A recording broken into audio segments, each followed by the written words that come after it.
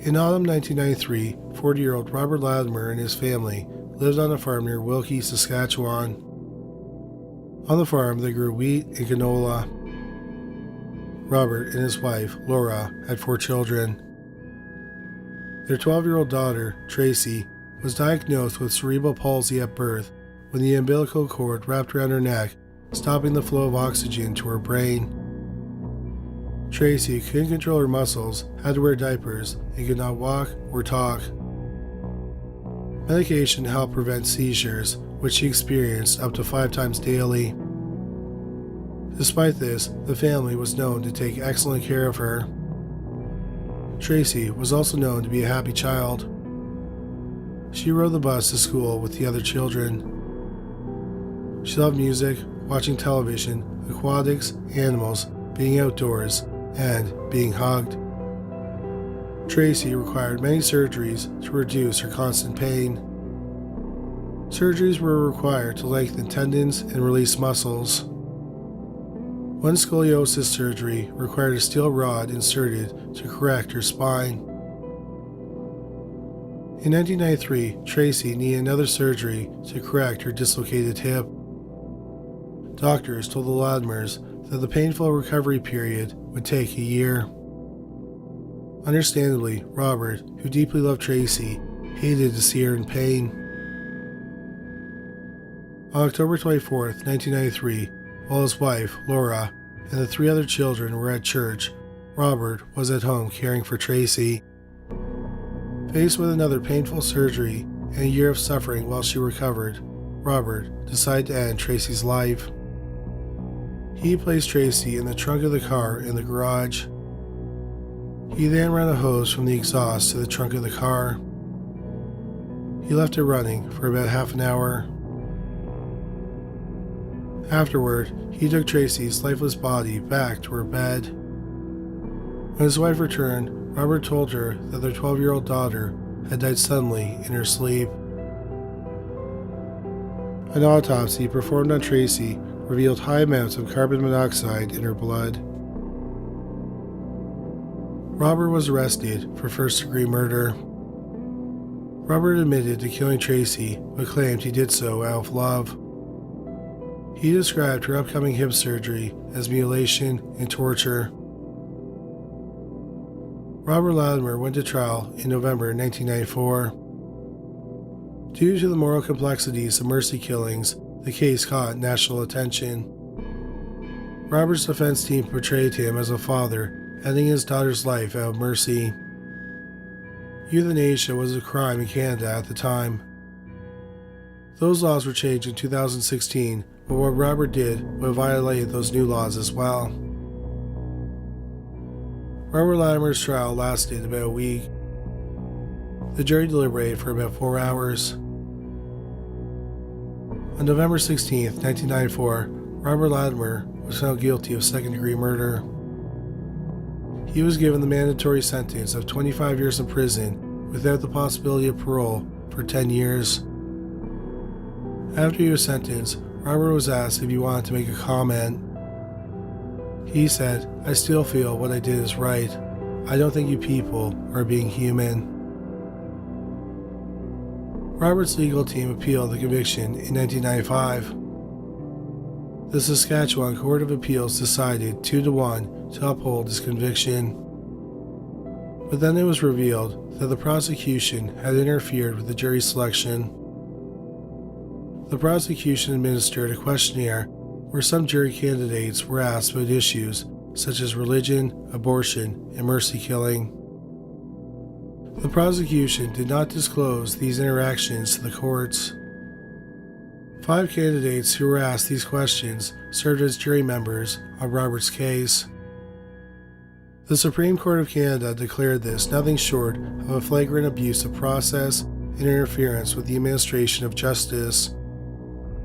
Robert Latimer was ordered to go to trial again. His second trial began on October 22, 1997. This trial, Robert faced a more sympathetic judge and jury. However, compassionate killing was still against the law. The prosecution argued that Tracy, who was a cheerful child, had her rights violated by her father. Robert was ultimately found guilty of second-degree murder. The judge in the second case, Ted Noble, felt that Robert's first sentence was grossly disproportionate to the offense. He considered the sentence cruel and unusual punishment. The judge felt that Robert committed this crime on a compassionate basis. Robert was given a constitutional exemption from the minimum mandatory sentence and was sentenced to a year in prison, followed by a year of probation. Robert Latimer's shortened sentence wouldn't last long. In November 1998, the Saskatchewan Court of Appeals set aside the constitutional exception and reinstated the original life sentence. Again, Robert appealed to the Supreme Court. In a 2001 Supreme Court of Canada decision, Robert Latimer's original sentence was upheld. The court based their decision on the fact that Tracy was not in danger when Robert took her life. In their decision, it was stated, killing a person in order to relieve the suffering produced by a medically manageable physical or mental condition is not a proportionate response to the harm represented by the non-life-threatening suffering resulting from that condition. In 2007, Robert's bid for parole was rejected by the 3 panel members of the National Parole Board. They cited Robert's lack of insight into the crime he committed. He reapplied in 2008 and was successful, and he was allowed out on day parole in Ottawa, Ontario. In 2010, Robert Latimer was granted full parole. Robert has always stood by what he did. He became a public figure, often appearing in the media. In Canada, he was the polarizing face of mercy killings. Almost 30 years later, Robert Latimer still feels he deserves his full freedom. In a 2019 interview with the Canadian Broadcasting Corporation, Robert aired his grievances. He stated the only way he'd be cleared of his crimes would be a pardon from the Prime Minister. He said the consequences of his actions still follow him. He claims he thinks about it every day.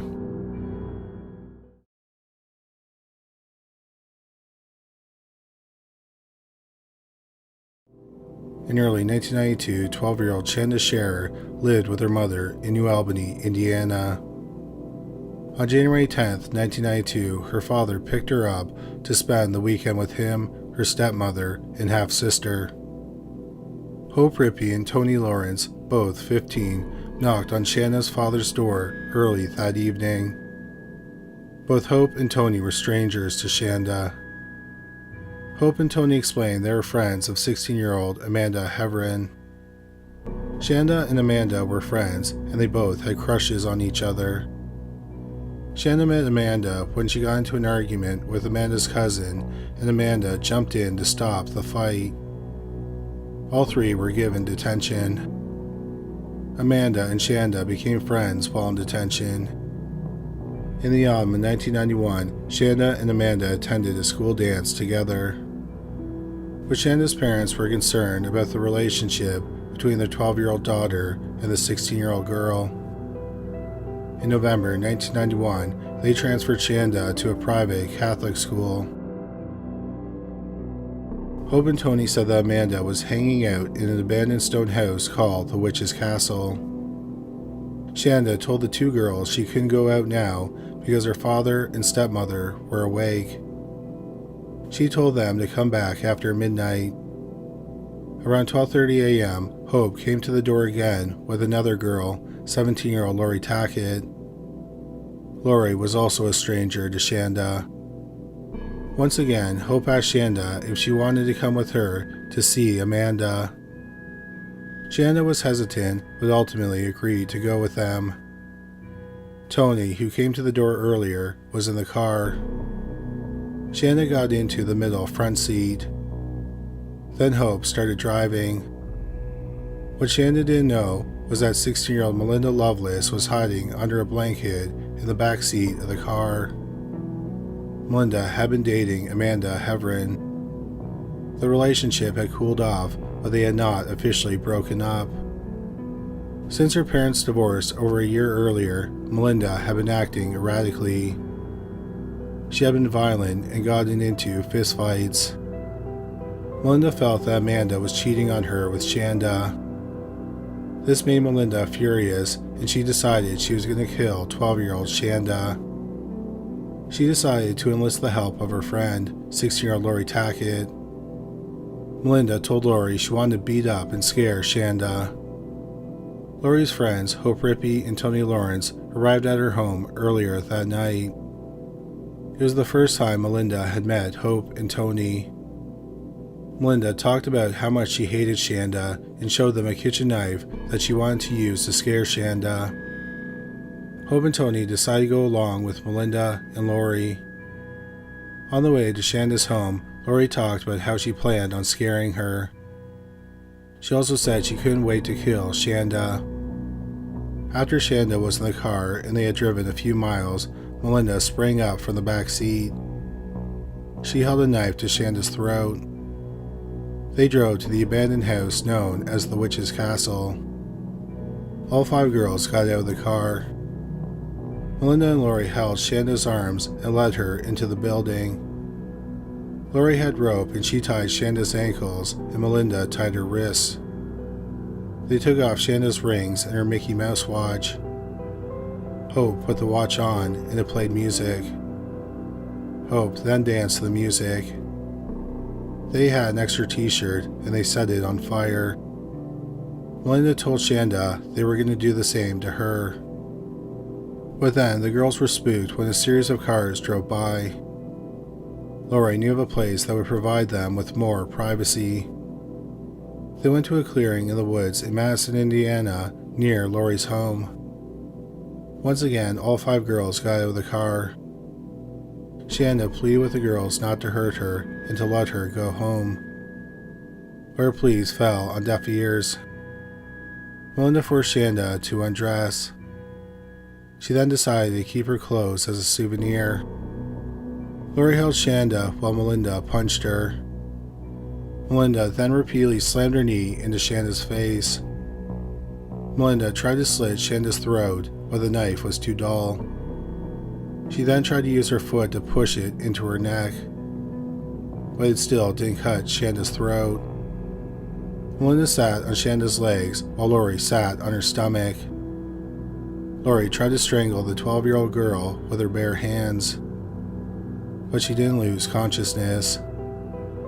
So Lori strangled her with the rope until she lost consciousness. Melinda and Lori then reloaded Shanda into the trunk of the car. The 4 girls drove to Lori's home with Shanda in the trunk. They went inside and drank some soda. After several minutes, they could hear Shanda screaming. Lori grabbed a paring knife from the kitchen. She went out, opened the trunk, and stabbed Shanda repeatedly. She came back in and washed the blood off herself.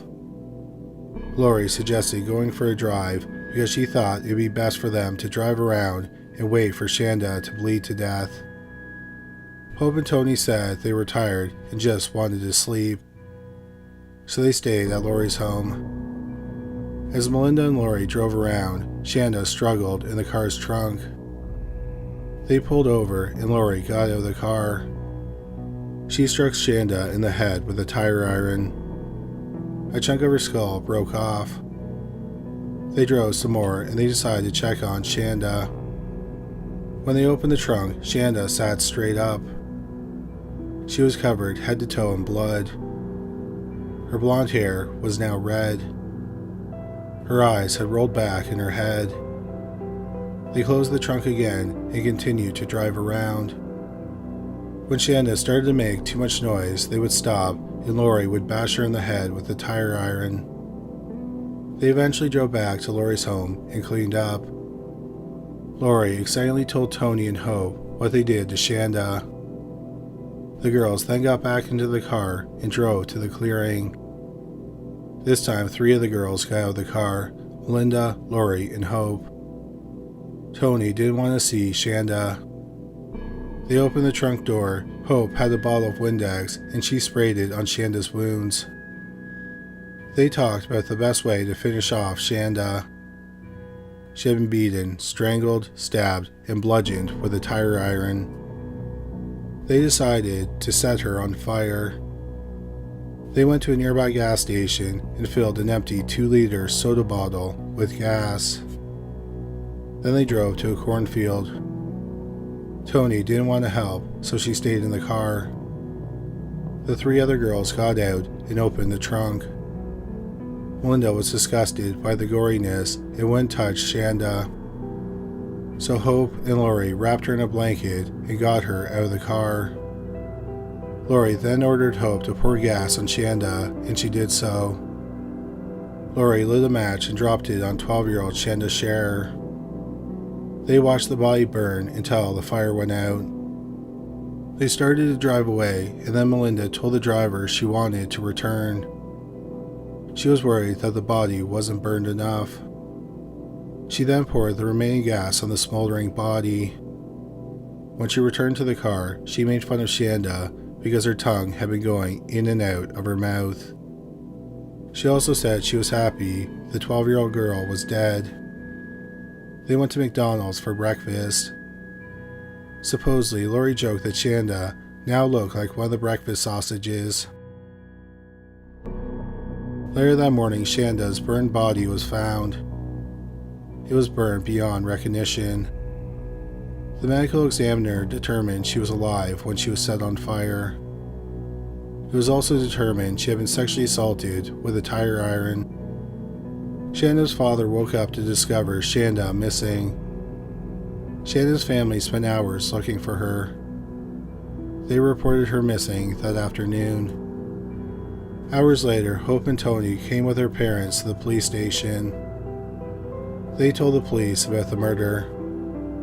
The next day, Melinda and Lori were arrested. The state planned to try all 4 young women as adults. That meant they could get the death penalty. They eventually all agreed to plea deals, and they pleaded guilty.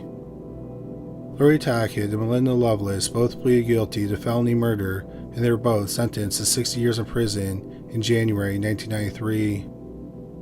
Weeks later, Tony Lawrence was sentenced to 20 years in prison after pleading guilty to criminal confinement. Hope Rippey pleaded guilty to arson, criminal confinement, and felony murder.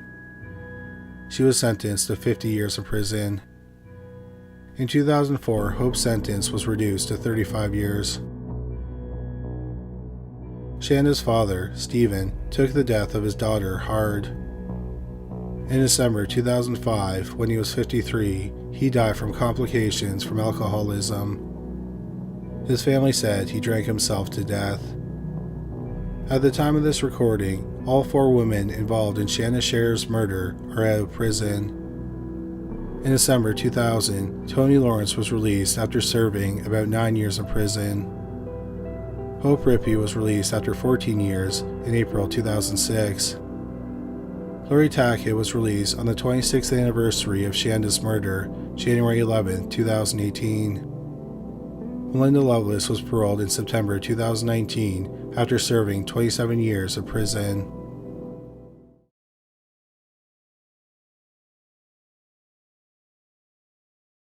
In 1988, Kincardine was a town of 6,000 people on the shores of Lake Huron in Ontario, Canada. The town sign reads, "Where you are only a stranger, once."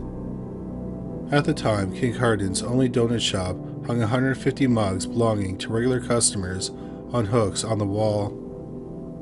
One of those regulars was 24-year-old Julie Bowers. In early 1988, Julie lived with her family in an apartment on the south side of town. Her husband, 39-year-old John Bowers, managed a gas bar. They had 2 children together, 2.5-year-old Ben and 11-month-old Dustin, whom they called Dusty. On January 14, 1988, just after 1 p.m., Julie and Ben rushed into a convenience store in the small town and used the phone to call the police. Her youngest son, 11-month-old Dusty, was missing.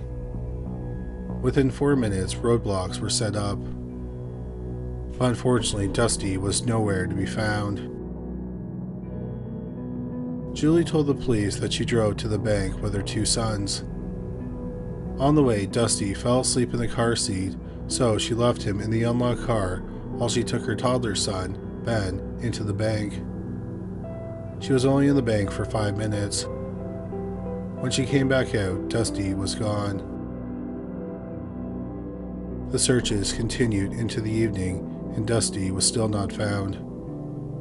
Julie was very upset and needed to be sedated. The next morning, Julie went to the police station and asked for an update. Unfortunately, the police had made no progress on the case. At the urging of her sister-in-law, Helen Sears, Julie told the police about a dream she had the night before. She said, quote, "Last night I had a dream. I saw him. He was in his snowsuit, lying in the snow, and there were bare trees and bushes. I don't know if Dusty was alive. As quick as I saw it, it was gone. He was just lying there." Unquote. She then added, quote, "If I saw the place, I would recognize the place." Unquote. So 2 police officers offered to drive her around to look for her son. According to one of the police officers, she said to drive out of town. She asked them to turn down one side road, and they did. They saw nothing of interest, so they returned to the main road. According to the police officer, they drove past 9 more side roads. Then, shortly after passing the 9th road, Julie supposedly told the officer to stop, turn around, and drive down the road they had just passed. The officer did as requested. He drove about 160 yards. Then the officer who was driving noticed footprints in the snow on the side of the road. He did not mention to Julie that he saw the footprints. He parked the car and got out. Julie and the other officer got out as well. Julie walked to the footprints and looked into the wooded area. She told the officers that she saw something blue in the snowbank. Initially, the 2 officers did not see anything, but then they saw the blue object as well. They put Julie in the back of the police car. Then they went into the brush and discovered it was Dusty in his blue snowsuit. He was covered with some snow, and tears were frozen on his cheeks. One of the officers moved Dusty onto a blanket on the side of the road. The coroner came to the scene and pronounced Dusty Bowers dead. He was 11 days shy of his first birthday. The pathologist later concluded he froze to death. 24-year-old Julie Bowers was charged with first-degree murder. Months later, in August 1988, the charges were reduced to second-degree murder. Julie Bowers' trial started 2 years after she was arrested on January 17, 1990. The prosecution's argument was a simple one. Julie led the police to Dusty because she was the one who abandoned him there. How else could she have led the police directly to him? The prosecution said that there was no way the exact location came to her in a dream. The defense did their best to explain how Julie could have found the body without being involved in the murder. The defense has psychiatrist specializing in dreams, Dr. Frank Irvin, testify. He said that Julie's dream was ordinary and conventional for a mother whose child was missing. He said, quote, "An important function in many dreams is for problem solving. In this case, Mrs. Bowers' problem was a missing baby," unquote. Also, she had been sedated, and the drugs could have affected her dreams. Dr. Irvin pointed out that Cockerill is a small town with only a few wooded areas. She just picked the right one and saw footprints in the snow. She may not have even been conscious of seeing the footprints, but something caught her eye, so she stopped walking and looked into the brush. He said ultimately, Julie had a hunch and she was lucky. Julie's lawyer compared it to someone winning the lottery. The chances of winning the lottery are very small, but some people do win. That same type of thing happened in this case. Just instead of wanting the money, Julie led the police to her 11-month-old son. Julie testified on her own behalf. She said that things did not go the way the police said they did. Notably, she did not think that the dream was important. She only told the police about it because her sister-in-law, Helen Sears, urged her to tell them. Julie testified that she was frustrated with the police because they had only searched downtown. She was desperate and wanted them to look elsewhere. So she agreed to go out looking with them. When they left the police station, the officer who was driving asked her if she wanted to go left or right. She chose to go right. She also said they drove down several side roads. She did not lead them directly to the road where the body was found. On the road where Dusty was found, the officer who was driving parked and got out. He was walking, and then suddenly he stopped. Julie said that she and the other officer exited the car and joined him. She then saw the blue snowsuit and started screaming. Julie's lawyer argued that there were three main reasons Julie could not have committed the murder. First, she was seen leaving the town's donut shop, where she was a regular, at 12:45 p.m. She had both of her sons with her at the time. She arrived at the bank 10 minutes later. The police did tests where they drove from the donut shop to the area where Dusty was found, and then to the bank. It took them nearly 17 minutes. After Julie reported Dusty missing, people constantly were around her. Therefore, she did not have time to abandon him in the snowbank. Secondly, Dusty was found beside a gravel road with only one entrance and exit. A person who lived on the side road, close to the main road, was outside their home from 12:35 p.m. to 1 p.m. They did not see a car on the road. Finally, it was scientifically impossible that Julie was the one who abandoned her son in the snowbank. Julie reported Dusty missing just after 1 p.m. After reporting him missing, she was with the police or her family. Therefore, if she had abandoned him, it had to happen before she reported him missing. The defense brought in a forensic pathologist and expert on child hypothermia, Dr. J.S. Ophoven from Minnesota. Dr. Ophoven said that had Dusty been abandoned before 1 p.m. in the snowbank, like the prosecution alleged, he would have been frozen solid when he was found 26 hours later. But Dusty was not frozen. He did not even have tissue or organ damage from the cold. Dr. Ophoven then said something very shocking and heartbreaking. She strongly believed that Dusty had been clinging to life when he was found. Unfortunately, no one performed any life-saving measures on him. Instead, he was left on the side of the road for another 3 hours. He was then placed in a body bag and transferred to a hospital 3 hours away. Dr. Ophoven said, in her expert opinion, Dusty probably died in the body bag. The police officer who found Dusty said he had seen enough dead bodies to know that Dusty was no longer alive. Also, the coroner pronounced him dead on the side of the road. Dr. Ophoven said the officer and the coroner did not properly care for Dusty. He should have been put in a hypothermia case, then life-saving measures should have been performed. Dusty should have only been declared dead if he was still unresponsive after his body had been warmed. Dr. Ophoven said, without a doubt, Dusty had been put in the snowbank after Julie reported him missing. Dr. Ophoven believes he was put in the snowbank around 10 p.m. and midnight, over 9 hours after he was reported missing. Often on cross-examinations, lawyers attack an expert witness by saying they are paid to give answers that help the other side. They are trying to discredit them by painting them as hired guns who are just testifying for money. However, the prosecution discovered that Dr. Ophoven had a very good record. She had very little history of being a defense expert. Most of the time, she testified for the prosecution. Another expert in hypothermia agreed with Dr. Ophoven's timeline. A third doctor, Dr. Charles Smith, disagreed. Dr. Smith was the chief pathologist at Toronto's Sick Kids Hospital. He was one of Canada's most, if not most, highly regarded child pathologists. He said Dusty was probably abandoned around noon, an hour before Julie reported him missing. He testified that determining the time of death was not an exact science, and it often came down to educated guesses.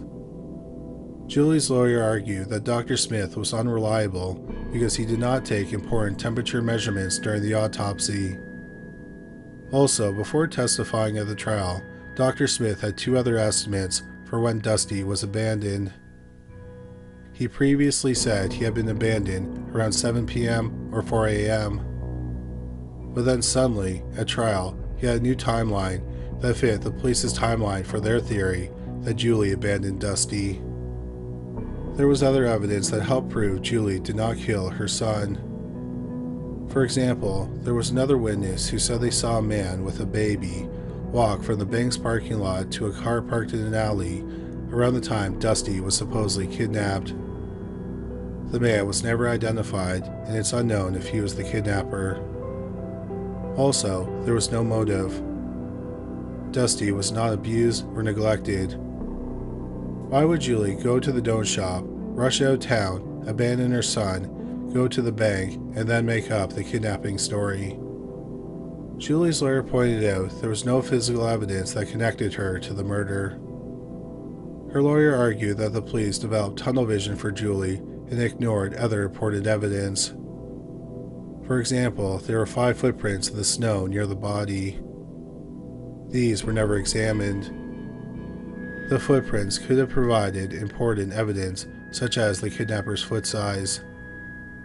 They could have also gotten a sense of the kidnapper's weight based on how deep the prints were, or how tall they were based on the distance between the footprints.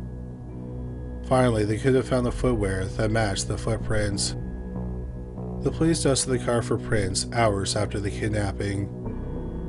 The car had been sitting out in the open in the bank's parking lot, so all the fingerprints were gone when they dusted the car.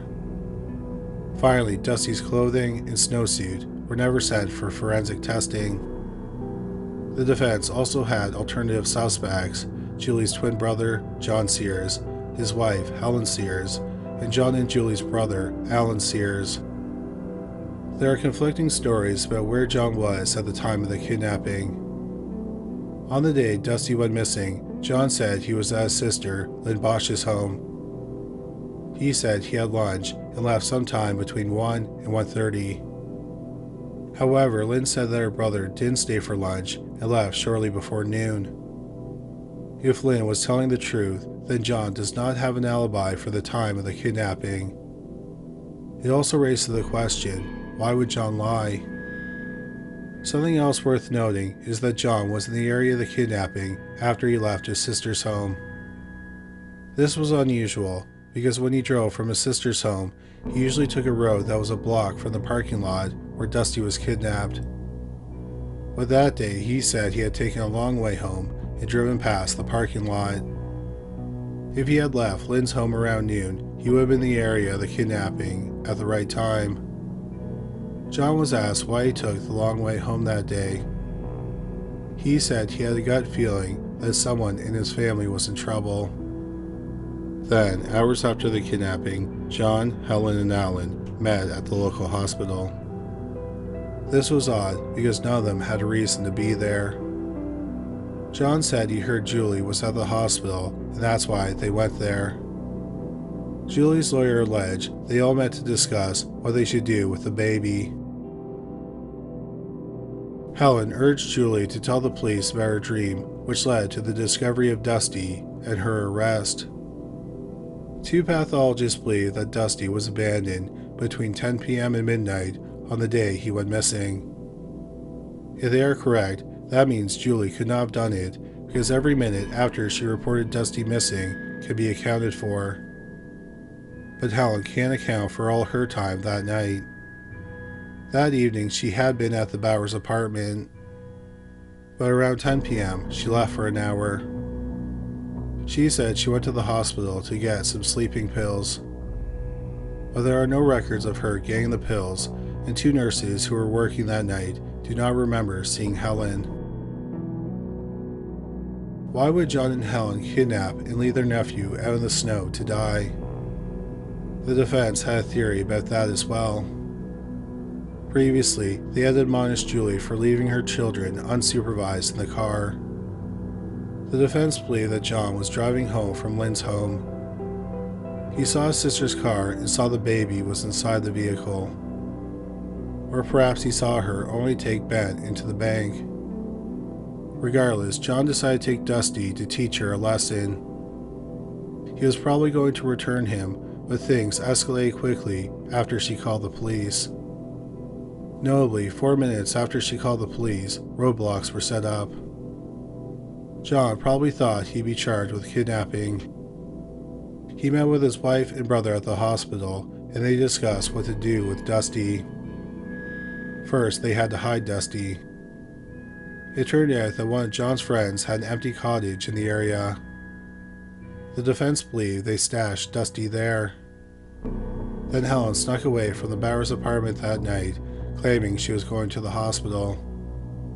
Instead, she went to the cottage, picked up Dusty, and abandoned him in the woods, or passed him off to someone who abandoned him. Both John and Alan Sears testified at the trial, and they denied having anything to do with Dusty's kidnapping and death. Alan did admit on the stand that when he heard Dusty had been taken from the car, his initial thought was that John or one of Julie's friends had taken the baby to teach her a lesson. Also, Horace Trader testified that about 4 a.m. on the morning Dusty was found, he saw a car parked about 2.5 miles from where Dusty was found. The car looked like John's car. 2 people were inside the car, and in the back seat there was what looked like a pile of clothing. Julie Bowers' trial lasted 9.5 weeks. The jury deliberated for 2 days. Julie Bowers was acquitted of all charges. The members of the jury stayed after the trial and hugged Julie. Several stayed in contact with her. After the trial, the town of Kincardine was split as to whether Julie Bowers committed the murder. Julie briefly lived in Kincardine, but the pressure was too much and she moved to parts unknown. The police did a 5-month review of the case because it was officially unsolved. They concluded that members of Julie's family had the opportunity to commit the murder and abandon Dusty. However, the investigators decided that there would be no follow-up and the case was closed. Many people think the case was closed because the police still believe that Julie was the killer and she got away with murder. The officer who went with Julie to find the body believes she killed her son. Years after the trial, the case had an added wrinkle. 2 of the 3 pathology experts testified that Dusty was probably abandoned between 10 p.m. and midnight. The one who didn't was Dr. Charles Smith. However, before the trial, he believed that Dusty had been abandoned at 7 p.m. or 4 a.m. But then he had a new timeline at trial that matches the police's theory about the crime. Smith was a highly regarded child pathologist, but then people started to question his findings. He was accused of altering his reports to fit what the police and the prosecution wanted. In 2003, he was ordered to stop performing autopsies. In 2005, 15 years after the trial, there was an inquiry and 45 of his autopsies were reviewed. The inquiry found that in 20 cases, he made questionable findings. 5 people were wrongly convicted of murdering children based on his reports and testimony. In February 2011, Smith was stripped of his medical license. In 2019, the news program W5 covered Dusty Bowers' case. 19 years after the trial, many people in Kincardine who remember the case believe that Julie killed her son and got away with murder. Their logic is that she had to be the one who killed him because she led the police to his body. If she had not abandoned him, or at the very least was not involved in his murder, then how did she know where to find him? However, the lawyer who prosecuted the case is not convinced Julie killed her son. He said that he is bothered he could have put an innocent woman in prison for the death of her child. Avery Haynes with W5 asked the Ontario Provincial Police if the case would ever be solved. The police spokesperson said that the case was now reopened and they were looking for witnesses.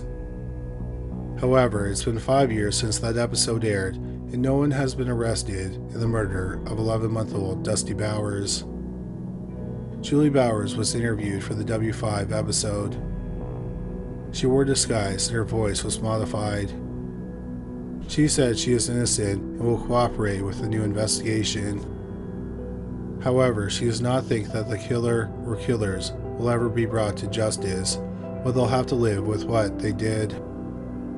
W5 also contacted Alan Sears, John Sears, and Helen Sears. John and his wife Helen divorced after the trial. Helen did not respond to the interview request. Alan wrote back, quote, "Sorry, not interested," unquote. John only responded by writing, quote, "She got away with murder," unquote.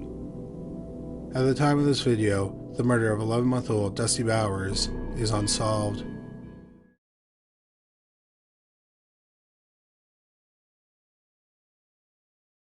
Joseph Ernest Atkins was born in South Carolina in 1968. He was immediately put up for adoption. Unfortunately, his adoptive father, Benjamin, and older adoptive brother, Clarence, were very abusive. Joseph's adoptive mother died from a brain tumor when he was 15. Joseph blamed the death on his father, believing the abuse led to the tumor. Joseph joined the armed forces in the late 1960s, and at about age 21, he was sent to Vietnam. He saw heavy combat near the borders of Laos and Cambodia.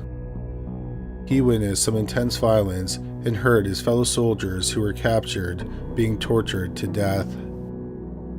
Joseph returned home to Charleston, South Carolina in October 1969. He was awarded the Vietnam Campaign Medal, the Vietnam Service Medal, and the National Defense Ribbon for his service. 3 months after returning on New Year's Eve 1969, Joseph and his adopted brother, Clarence, were drinking at a friend's home. The brothers got into an argument, and Clarence, who had abused him since he was young, attacked him. Joseph went home and retrieved a shotgun. He returned to his friend's home and shot his 23-year-old brother to death. Joseph was arrested. A plea deal was reached where Joseph would be able to plead guilty to manslaughter, which had a maximum sentence of 20 years in prison. On May 28, 1970, Joseph appeared before the judge, and the judge asked for his version of events. Joseph said, quote, "He reached back like in his back pocket where he had his gun, and I was scared he was going to shoot," unquote. The judge concluded that Joseph believed he wasn't guilty because he had acted in self-defense, so he was unable to accept the guilty plea. Joseph was ordered to stand trial immediately. He was found guilty of murder. He could have been sentenced to death. However, he was sentenced to life with a chance of parole. Joseph Atkins' chance for parole came 10 years later in March 1980. At his parole hearing, his adoptive father, Benjamin, pleaded for mercy. He was sure that Joseph was not a danger. He said that Joseph, who had murdered his biological son, was going to live with him. Joseph was granted parole and moved into his father's duplex in Charleston. He was on lifelong parole. In prison, Joseph had developed a drug habit. On the outside, he started drinking regularly and continued doing drugs. On the night of October 26, 1985, 38-year-old Joseph Atkins and a friend drank a lot of vodka. On the morning of October 27th, Joseph returned to his father's duplex. He dressed in his army fatigues and picked up a sawed-off 12-gauge shotgun and a machete. He then walked toward the rental house on the property behind the duplex. Aaron Polite, his common-law wife, Fada Patterson, and their 13-year-old daughter, Karen Patterson, lived in the rental unit. They had moved in about half a year earlier. They did not have much interaction with Joseph. However, they were friendly with his father, Benjamin. Aaron Polite saw Joseph walking around their home, and he knew something was wrong. Aaron woke up his wife, Fada, and told her to call Joseph's father, Benjamin. But they discovered that the phone line was dead. They went outside and found that the phone line had been cut. Fada went to Benjamin's home to wake him up, and Aaron went back into their bedroom. In the bedroom, Aaron heard a gunshot. He went out into the hallway, and Joseph was in the doorway of his 13-year-old daughter, Karen. Joseph fired at Aaron, but missed. Aaron ran, and Joseph chased after him, continuing to fire his shotgun. When Joseph realized that Aaron had gone away, he went to his father's home. Fada got Benjamin out of bed, and they called the police. Then, when Fada tried to leave, she saw Joseph aiming a shotgun at her. She screamed and went back inside Benjamin's duplex. 75-year-old Benjamin Atkinson stepped out onto the porch, and Joseph shot him in the right shoulder. Aaron laughed wildly as he fired the shotgun at the duplex and then at his father's car. He then saw a police cruiser approaching. Joseph got onto his motorcycle and drove away, with the police in hot pursuit. Fada and Aaron saw Joseph drive away, and they reunited. They went to Karen's bedroom. She had been shot in the head, but she was still alive. She was taken to the hospital. About 4 miles from the crime scene, Joseph fell off his motorcycle, and he was taken into custody. Benjamin Atkins was pronounced dead at the scene. Karen Patterson was pronounced dead several hours later at the hospital. Joseph Atkins went to trial for the 2 murders in June 1986. His lawyer said he was too intoxicated to understand what he was doing. The trial lasted 6 days, and then the jury deliberated for 2 hours. Joseph was found guilty. The jury then deliberated whether he should be sentenced to life in prison or death. The prosecution argued that Joseph was on parole for life for murder when he killed an innocent girl and his father, who advocated for his parole in 1980. Why should he get another chance to be released? The jury deliberated for 5 hours and sentenced him to death. After the trial, Joseph's lawyers appealed the death penalty. However, all the appeals were denied. In December 1998, a plea for clemency was filed. They argued that Joseph had PTSD from his time in Vietnam.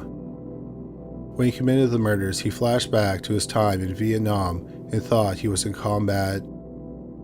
His request for clemency was denied. 51-year-old Joseph Atkins was executed via lethal injection on January 23, 1999, 14 years after the murders. His last meal was steak, fries, salad, corn on the cob, and chocolate pudding. Joseph Atkins had no final words.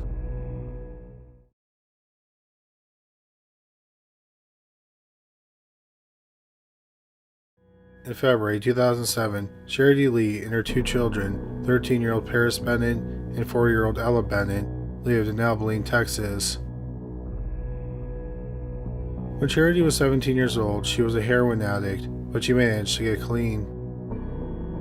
After about a year of sobriety, she was miserable and she thought about overdosing to end her life. But then she found out she was pregnant with Paris, and she said it saved her life. Paris was a smart young man. He was tested, and his IQ was 141.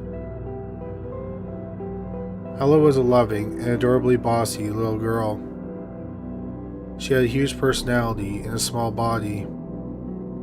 Whenever one of her friends got into a fight with their parents, she wanted to adopt them. Unfortunately, Paris also had a history of mental health problems and odd behavior. For example, he would bang his head against the wall until it bled. In the fall of 2006, Paris tried to stab Charity. She ended up putting him in a psychiatric hospital. The doctor told Charity that Paris had homicidal tendencies, but Charity decided not to keep Paris in treatment, so in November 2006, she pulled him out of the hospital and brought him home. She said she does not regret the choice because she does not feel Paris would have gotten the help he needed. In February 2007, Charity was working as a server at a Buffalo Wild Wings restaurant. On February 4, 2007, the Indianapolis Colts were playing the Chicago Bears in Super Bowl 41. Charity had to work that evening, so she left Paris and Ella at home with a babysitter. Around midnight, the police came to the restaurant and Charity was called to the manager's office. She was told that her 4-year-old daughter Ella was dead and that her son Paris was in custody. While Paris was in custody, he was honest about what happened that night. One thing that the police noted was that Paris would cry, but he didn't shed any tears. Paris told the police that he, Ella, and the babysitter watched a movie after dinner. When the movie was over, Ella was put to bed. Paris told the babysitter that he was going to do some homework in his bedroom. He convinced the babysitter to go home, so she left. Shortly after she left, 13-year-old Paris went into the kitchen and picked up a knife. He went into Ella's bedroom. First, he sexually assaulted her. Then he stabbed his 4-year-old sister 17 times. After killing his sister, Paris called a school friend and they talked for about 6 minutes. At 11:43 p.m., Paris called 911 and he sounded emotional. Paris told the dispatcher he had accidentally killed someone. The dispatcher didn't hear him correctly and asked him if he said he thought he had killed someone. Very firmly, Paris said he knew he had killed someone. He told the dispatcher that he had killed his sister. The dispatcher told him to give her CPR and advised him on how to do it. At first, Paris hesitated, but then he started counting to 30. The lead detective does not believe that Paris gave her CPR. Ella had been killed on the bed, but when the police came, she was on the floor. There was not much blood on the floor. Had he given her CPR, there would have been a lot more blood on the floor. Paris was asked why he killed his sister. He had always seemed like a loving older brother. He said that he was angry at his mother. She had relapsed into drug addiction after 12 years of sobriety. About a year earlier, Charity had started using cocaine. Paris said that he wanted to kill his mother as well. But after killing Ella, he realized that committing a murder was more challenging than he thought. He also wanted his mother to suffer. Paris thought that if he killed her, her suffering would only last about 15 minutes or so. But living in the wake of her child's death would mean a lifetime of suffering. After Paris was arrested, Charity found notes that he had written that indicated he was obsessed with shootings, murder, and suicide. Paris Bennett pleaded guilty to capital murder 6 months after he killed his sister. He was sentenced to 40 years in prison. He served his first 5 years at Texas Juvenile Justice's Giddings State School. When he was 19, he was transferred to the Ferguson unit in Midway, Texas. At the time of this video, Paris Bennett is 28 years old. He'll probably be able to apply for parole in February 2027 when he's 33 years old. In 2012, Charity gave birth to another son, Phoenix. She allows Phoenix to talk to his half-brother, Paris, on the phone. Charity also visits Paris in prison. The psychiatrist talked to Charity and told her that Paris was a psychopath. He also had some advice for Charity. He told her to change her name and move out of state before Paris was released.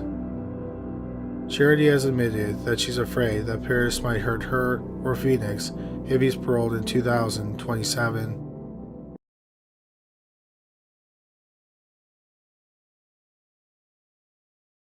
On Friday, October 13th, 1995, 16-year-old Tanya Smith was planning to spend the night at her friend Misty Cockerill's home in Abbotsford, British Columbia. Abbotsford is on the Canadian-American border. It's about 45 miles east of downtown Vancouver, British Columbia. Misty's mother and stepfather were out for the evening, so Misty and Tanya decided to walk to a party. It was close to midnight, but the neighborhood was well lit. Suddenly, a man with an aluminum baseball bat walked out of the shrubs in front of them. He forced the two 16-year-old girls to walk through the shrubs. On the other side of the shrubs was a grassy area. He ordered the girls to take their clothes off. Tanya removed her pants and shirt while Misty kept her clothes on. The man threw Tanya to the ground and got on top of her. Misty grabbed the bat and struck him in the back across the shoulders. The man got up and blocked her second swing. He took the bat away and severely beat 16-year-old Misty. She woke up hours later near the emergency room. She was able to get into the emergency room. She had several skull fractures and a broken hand and arm. She was also suffering from hypothermia. Hours after that, fishermen found 16-year-old Tanya Smith's nude body floating in a canal outside the city. She had been sexually assaulted and beaten with a baseball bat, but she was alive when she went into the canal. The cause of death was drowning. One thing the pathologist noted was that there was a bite mark on Tanya's right breast. The pathologist also found a fiber in her eyebrow. None of her clothes were found. Misty ultimately survived her injuries. She told the police she remembered being hit 7 times with a bat. Although she suffered severe head injuries, she was able to describe the attacker to a sketch artist. 5 days after the brutal murder and attempted murder, a man called the tip line, claiming to be the killer. He knew things only the killer and the investigators could have known, like Tanya's right breast had been bitten. That piece of information had not been made public. The police traced the call. It was made from a payphone in a park that had many people there. They tested the phone for fingerprints, but found nothing of use. Hours later, 911 received a call. The man told the operator he wouldn't be stupid enough to leave fingerprints on the phone. The same man called back less than 20 minutes later. This time he claimed he was driving around looking for someone else. 911 was only able to trace the second call. It was made a few blocks from the police station. When the police arrived in the area, no one was using the phone, and no one had noticed anyone using it. The investigators were disturbed by the calls. To them, the killer sounded happy and excited, so they definitely thought he was looking for another victim. On Halloween night 1995, he called 911 and again talked about biting Tanya's breast.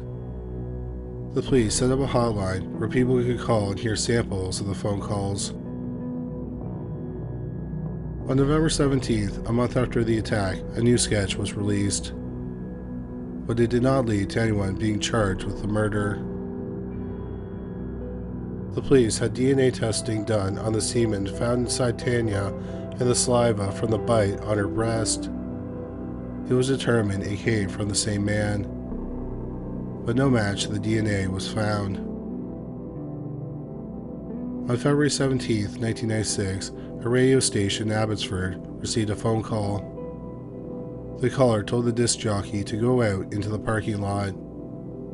He went outside and found something odd and disturbing. Tanya Smith's headstone was on the hood of one of the radio station's cars. On the headstone was a photo of Tanya. The person who left the headstone wrote in pen on the photo. Things he wrote were, "She was not the first, she won't be the last, I'm still looking, one day, Misty, and you won't find me." He also referenced biting Tanya's breast. Once again, the police believed it was the work of the killer. 2 days later, the killer called 911 and asked how they liked his present. He said it wouldn't be the last. 2 nights later, a single mother at home with her children called the police. Someone had thrown a wrench with an envelope taped to it through her living room window. The message from the Abbey killer, "Call 911, was written in black marker on the envelope. In the dark blue envelope were 4 newspaper articles and a letter. 2 of the newspaper clippings were about Tanya's murder and the attempted murder of Misty. One of the articles contained a photo of Misty, and the killer wrote, "Lucky to be alive," on her forehead. The other 2 articles were from 1989, so they were over 5 years old. The articles were about 3 unsolved murders of women that happened in 1985 in Vancouver. The police were disturbed that the killer held onto the articles for so long. They knew the articles were special to him. They thought it was because he had committed the murders. The first murder happened on February 21st, 1985. 18-year-old Linda Tauray was a sex worker, and she was addicted to drugs. She turned to sex work after running away from home when she was 15. She was stabbed several times and her throat was slit. The police thought her murder was a case of overkill. The second victim was 24-year-old Colleen Shook, who worked as a legal secretary. Around midnight on September 5th, 1985, she got off a bus. She was attacked, dragged behind some bushes, and sexually assaulted. She was then stabbed to death. Again, it was a case of overkill. On December 4th, 1985, there was a third murder that was labeled overkill. 21-year-old Kim Stolberg worked as a secretary. After work, she went to her father's engineering office to set up a party for her parents' 25th wedding anniversary. She was found stabbed to death in the office. The murders did have some similarities to the attack on Misty and Tanya. They were all sexually motivated, and the women all appeared to be victims of opportunity. The killer attacked while they were alone and vulnerable. All the murders were incredibly violent and rageful. Finally, in the envelope was a typed letter that reads, "Hello, it's me. Yes sirree, Tanya's right nipple sure did taste good. By the way, Tanya was wearing sandals that night, and I threw them with her other stuff. She wasn't a bad lay, either. It was me that phoned from the Rotary that night. You cops getting a little pissed off yet? Hard to catch someone who is smart, not like some stupid crooks that are no minds. Here are a few of my conquests. I told you it wasn't my first. It won't be my last, either. I don't stay with the same MO. I have done more than these ones also.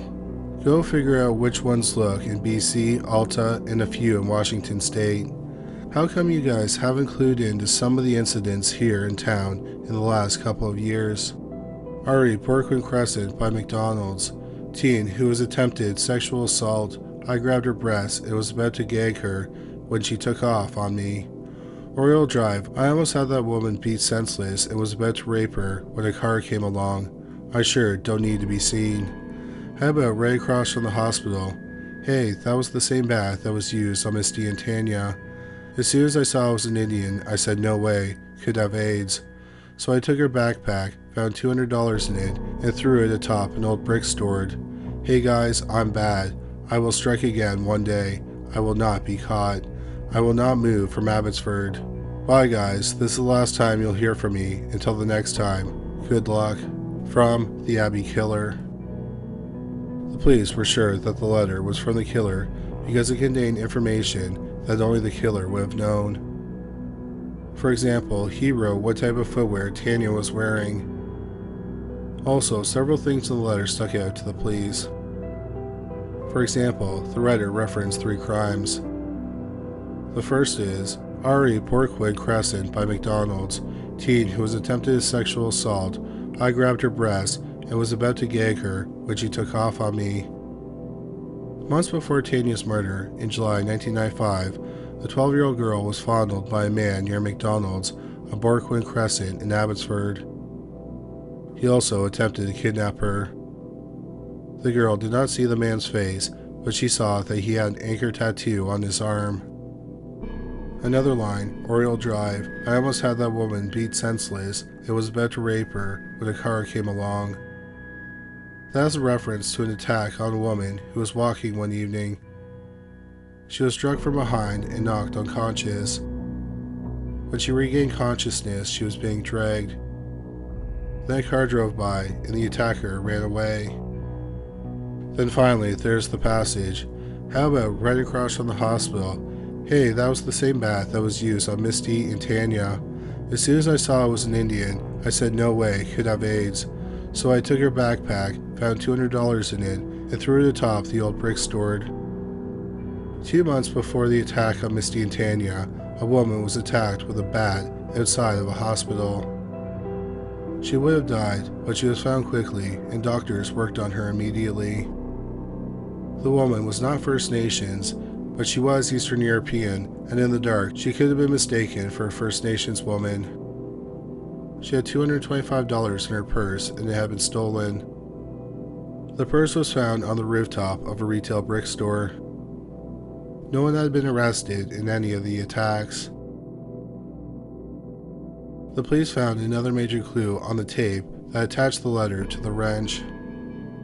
It was a fingerprint, but a match to the fingerprint was not found. On April 30th, 1996, the police held a press conference. They were releasing a flyer with information about the killer. The flyer had sketches of the attacker, both his face and a full body, the tattoo, and a van and a car that were seen in the area where the calls were made.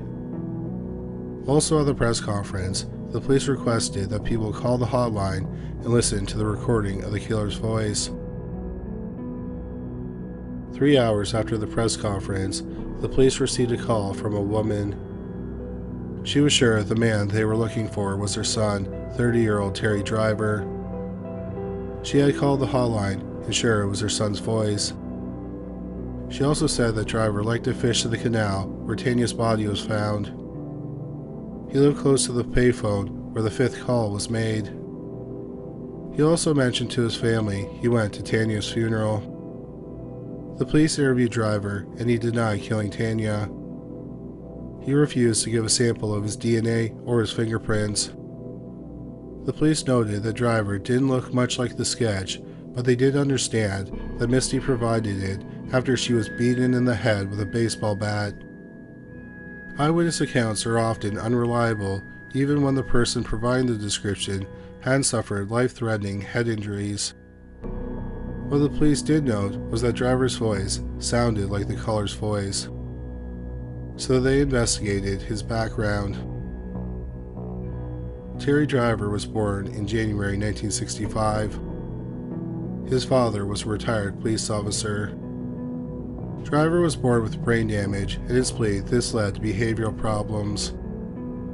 When he was 5, he was placed in a facility for children with behavioral issues. While he was in the facility, his parents divorced. As a child, Driver was violent towards people and animals. He had moved from Abbotsford to Vancouver about 4 years earlier. In 1996, when the police were investigating him, he was married with 2 children. He worked at a printing firm. The police checked his work records and discovered he wasn't working when the calls were made. On May 3, 1996, Driver agreed to let the police fingerprint him.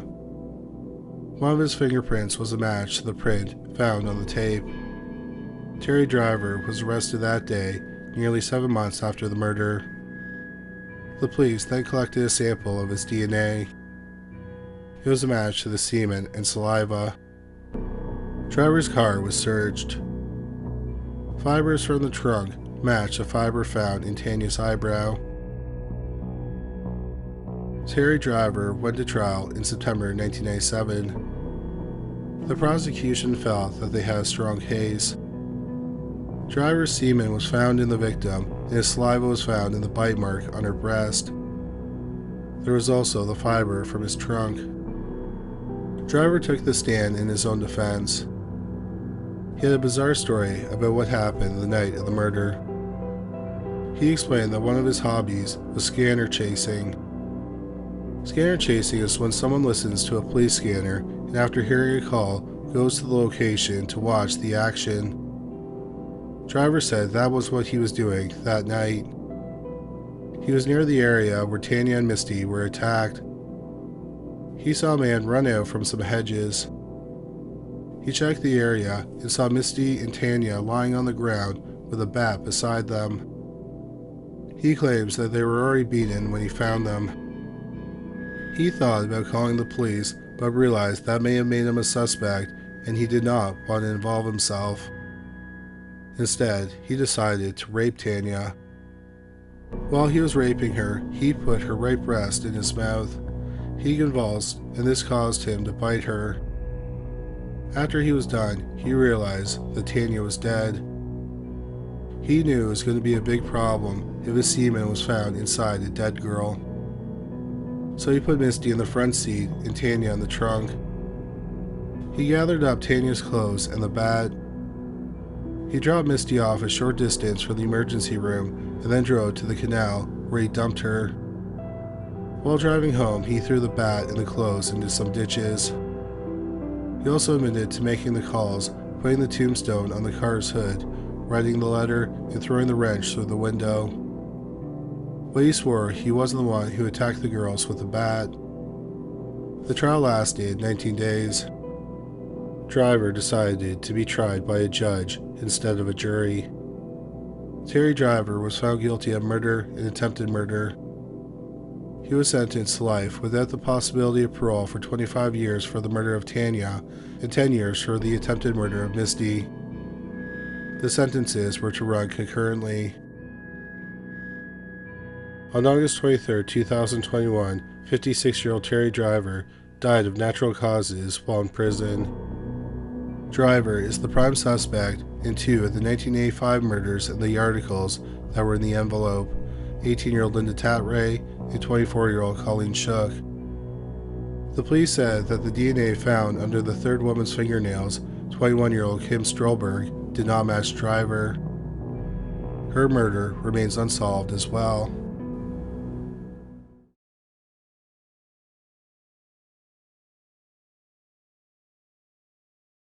Philip Edward Hartman was born in September 1948 in Brantford, Ontario, Canada. He was the 4th child, and his parents would go on to have 4 more. In March 1957, when Phil was 8, the Hartman family moved to Monmouth, Maine. But they didn't stay there long. The family moved around the United States for several years. They eventually ended up in Westchester, which is a Los Angeles suburb. After high school, Phil attended college for a short time. But then he dropped out to be a roadie for a band.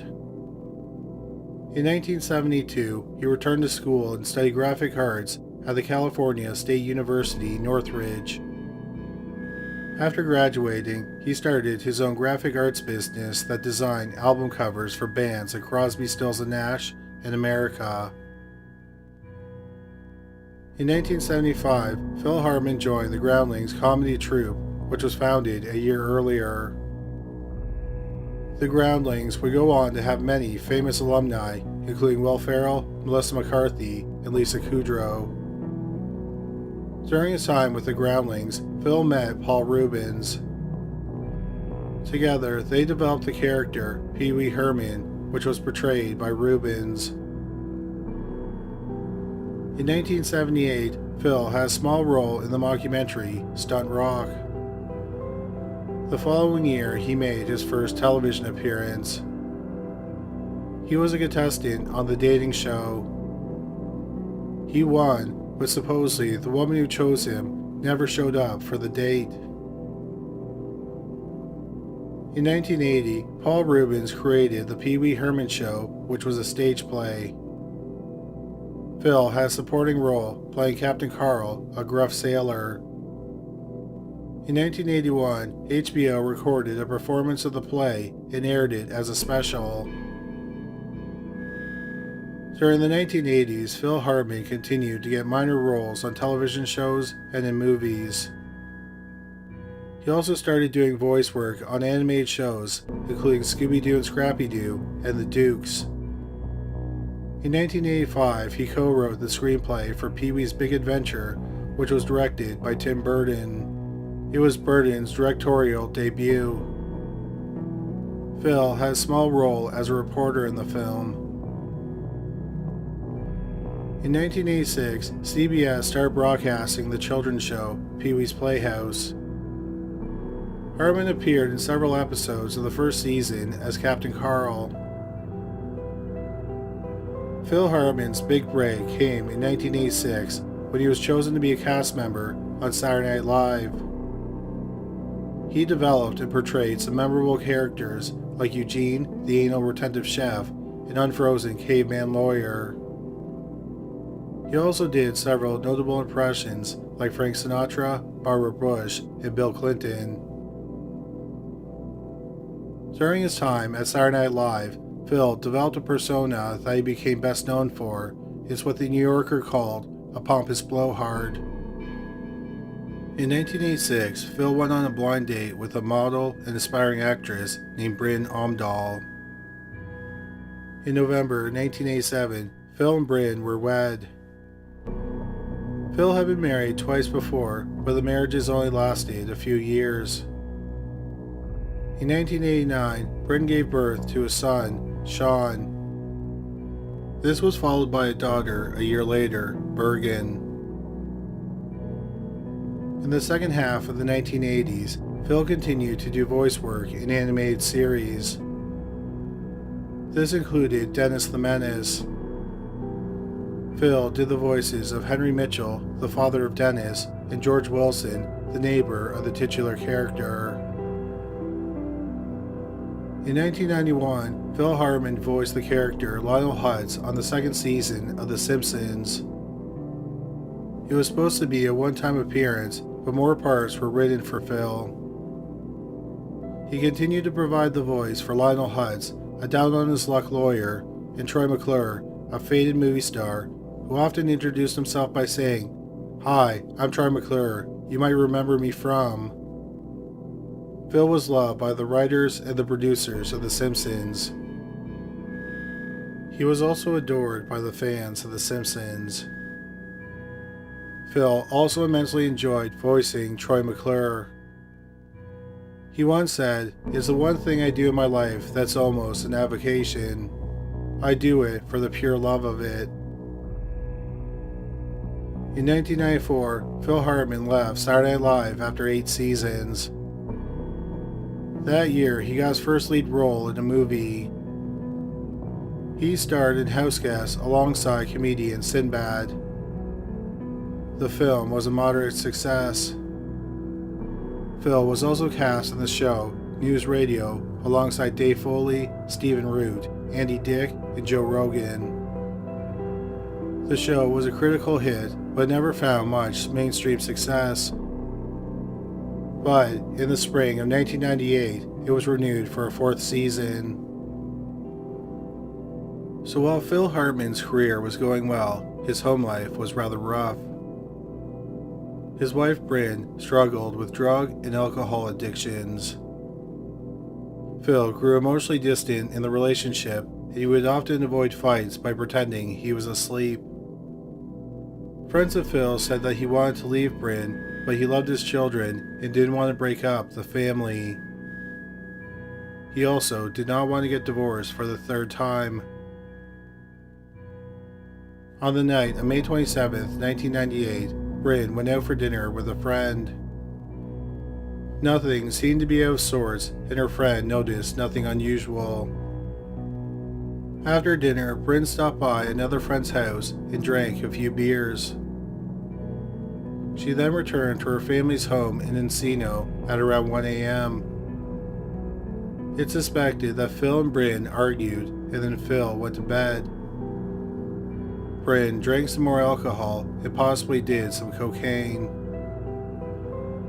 Then Bryn grabbed a .38 caliber Smith & Wesson handgun out of a lockbox. She then shot her husband, 49-year-old Phil Hartman, in the neck and the chest from about 1.5 feet away. She then shot her husband of 10 years from point-blank range in the face. After murdering her husband, Bryn drove to a friend's home.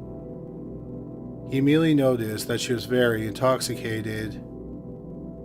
Bryn told her friend that she had killed Phil, but he did not believe her. He assumed that they just had a fight. But then the gun fell out of her purse. He looked at the gun and thought it was loaded with 6 bullets, so he didn't think that she had fired any shots. Bryn spent about 3 hours at his home and then said she felt sober enough to drive. But she wanted her friend to follow her home. Bryn's friend agreed. When Bryn and her friend arrived at the Hartman home, he followed her inside. He saw Phil's dead body in the bed in the master bedroom. Bryn's friend went to another room and called 911. Bryn then locked herself in the master bedroom with Phil's dead body. The police rushed to the scene. The police got Bryn's friend and 9-year-old Sean Hartman out of the house. Then a single gunshot rang out. 40-year-old Bryn Hartman had shot herself in the head. It was a different gun that she used to murder her husband. Bryn's body was found on the bed next to Phil's body. The police found the couple's daughter, 6-year-old Bergen, unharmed in her bedroom. After the shocking tragedy, Bryn's brother, who was the executor of the estate, sued the pharmaceutical company, Pfizer. He claimed that Bryn's use of their drug, Zoloft, led to the murder-suicide. Pfizer settled out of court and gave the Hartman children a monetary settlement. Bryn's sister and her husband raised Sean and Bergen. They grew up in Wisconsin and Minnesota. At the time of this video, Sean is 31 years old and Bergen is 28 years old. Their family said that both of them are thriving.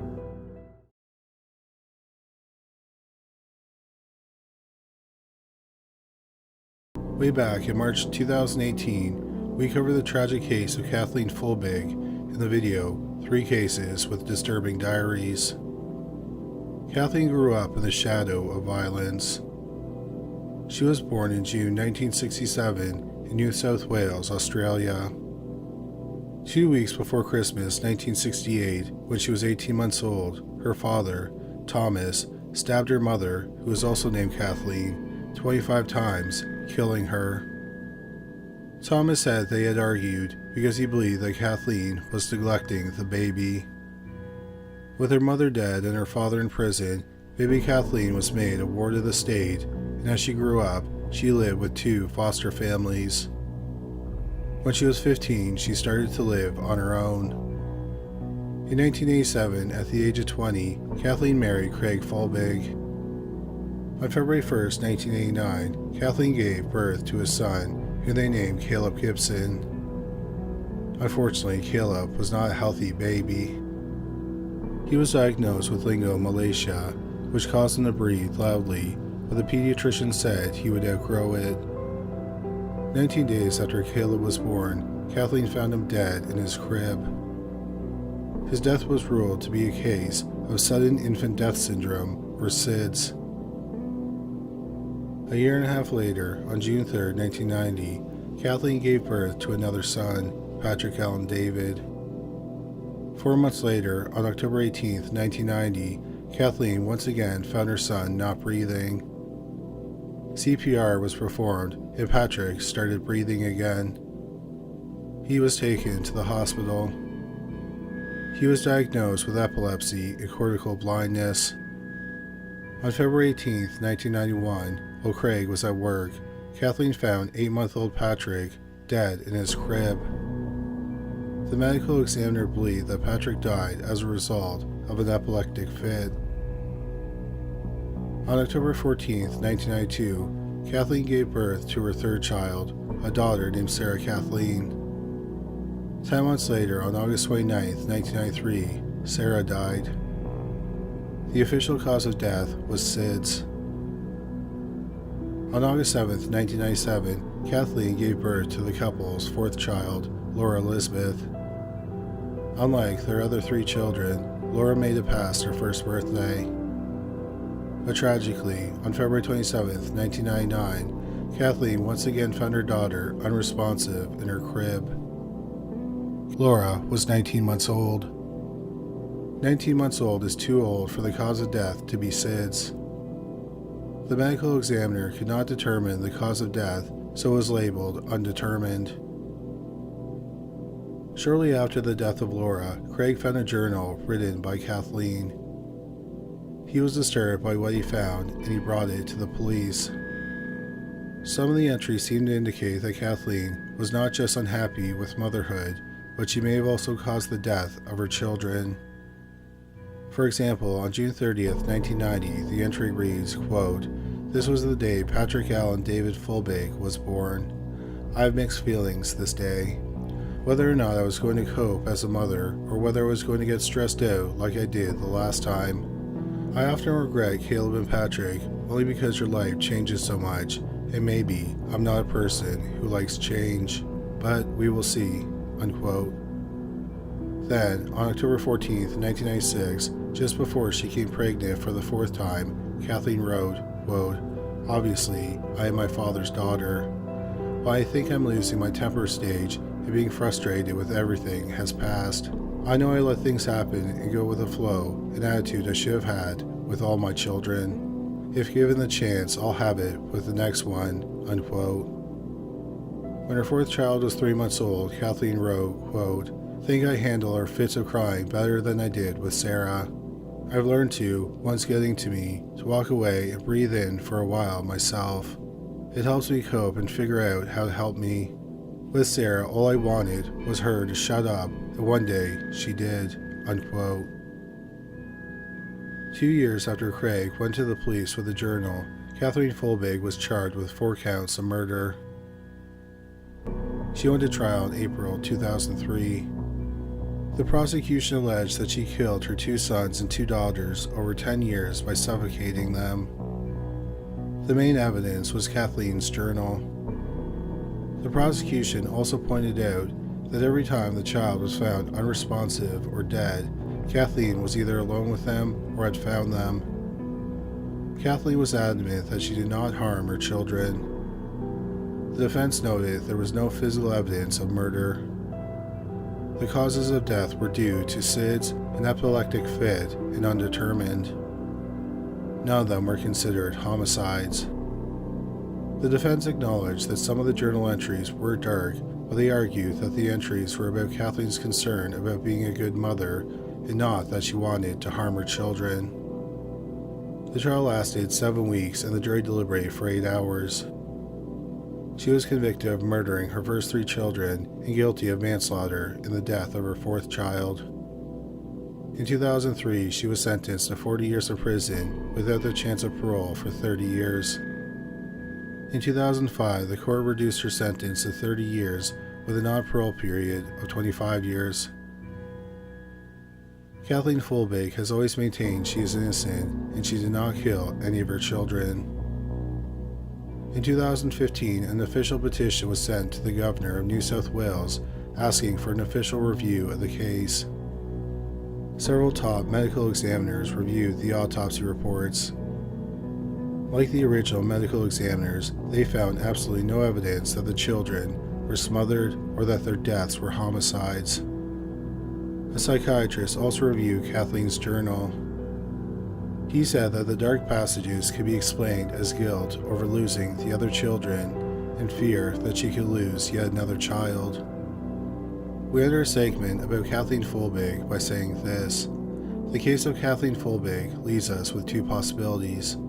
Kathleen Folbigg is a monster that killed 4 of her own babies, or she's a mother who suffered tremendous loss of 4 children, and she was wrongly imprisoned for almost 18 years because of those heartbreaking deaths.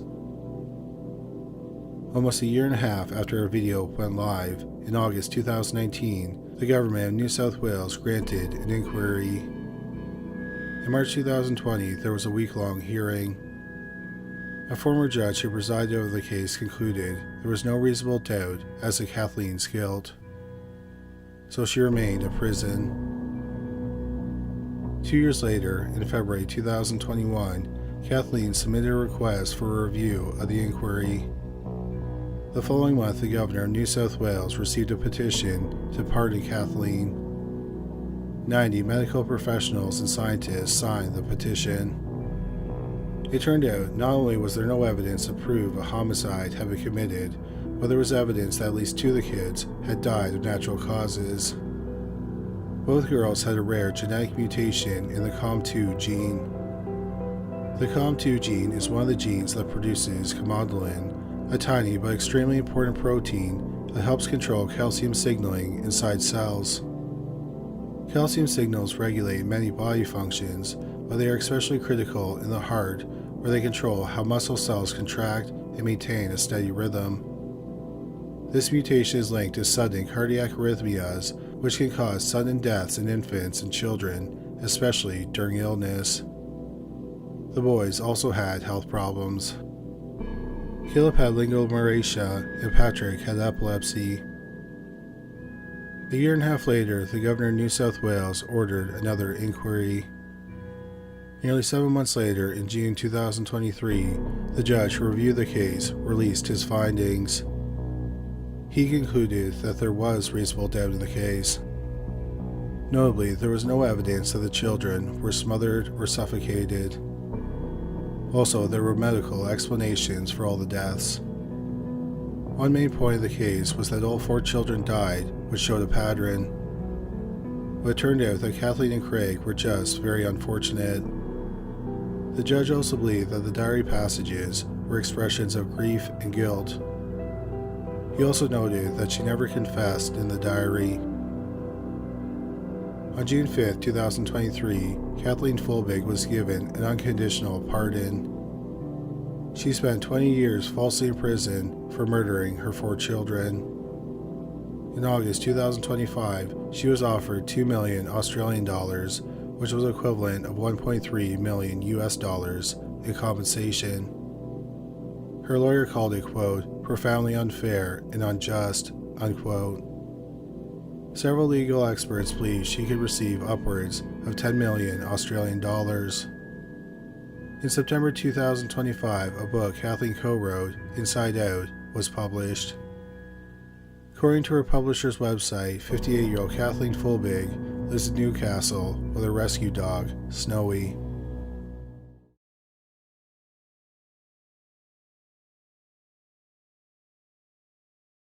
Beverly is a suburb of Boston, Massachusetts. In early 2007, it was home to the Orlowski family.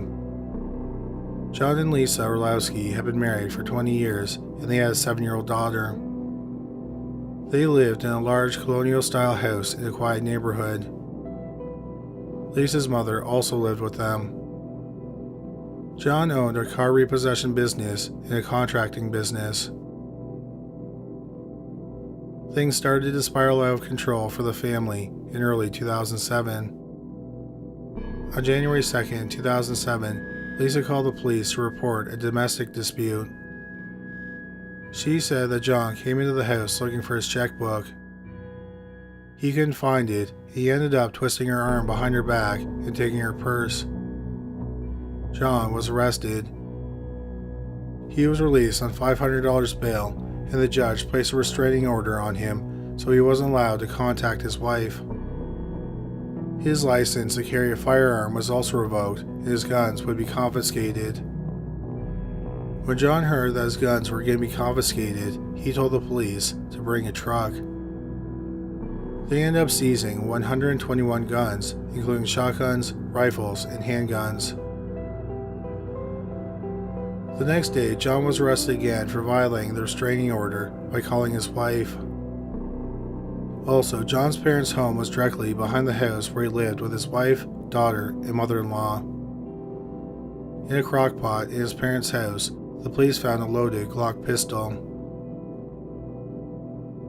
Once again, John paid a $500 bail and he was released. John then filed for divorce. In the filing, he was seeking custody of his daughter. Lisa filed a counterclaim seeking sole custody of their daughter. John managed to stay out of trouble for a few weeks. But then, on Valentine's Day 2007, the police were called to the house where he used to live with his wife, daughter, and mother-in-law. Lisa said that John was hiding in the shed and he had a MAC-10 machine gun. The police surrounded the shed with their guns drawn. John surrendered peacefully. He told the police he had gone to the home to get $20,000. This time he couldn't get out of jail by paying bail. Instead, he was sentenced to 60 days in the county jail.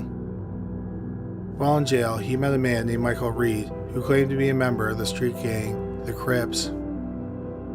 In jail, John hatched a plan and asked for Reed's help. When Reed got out of jail, John wanted him to break into his estranged wife's home and plant drugs. He thought if Lisa were arrested for drugs, he would get the house and custody of his daughter. But after they were both out of jail, John came up with a new plan. He wanted Reed to kill his mother-in-law, wife, and daughter. For all 3 hits, he would pay him $2,000. John gave Reed a diagram of the house and indicated where each family member slept. He also showed him where he could find a handgun. John said that he wanted the murders to look like a drug hit. Reed was disturbed by the request. What really troubled him was John ordering the murder of his 7-year-old daughter. Reed talked to his mother about what John asked him to do. She decided to contact the FBI. On May 18, 2007, agents met with Reed and he showed them the diagram John had given him. Reed agreed to meet with John while wearing a wire. Reed agreed to wear a wire and he met with John that afternoon. John explained how he wanted his family murdered. He wanted Reed to shoot his mother-in-law and wife twice in the head. He thought it would take at least 2 bullets to kill his mother-in-law because he said she was fat. He said that he wanted his daughter shot once in the chest. He said he wanted to shoot her in the chest because he wanted her to have an open casket funeral. But he was worried that 1 bullet to the chest would not be enough to kill the 7-year-old girl. Reed told him that a .45 caliber bullet would put a large hole in her chest.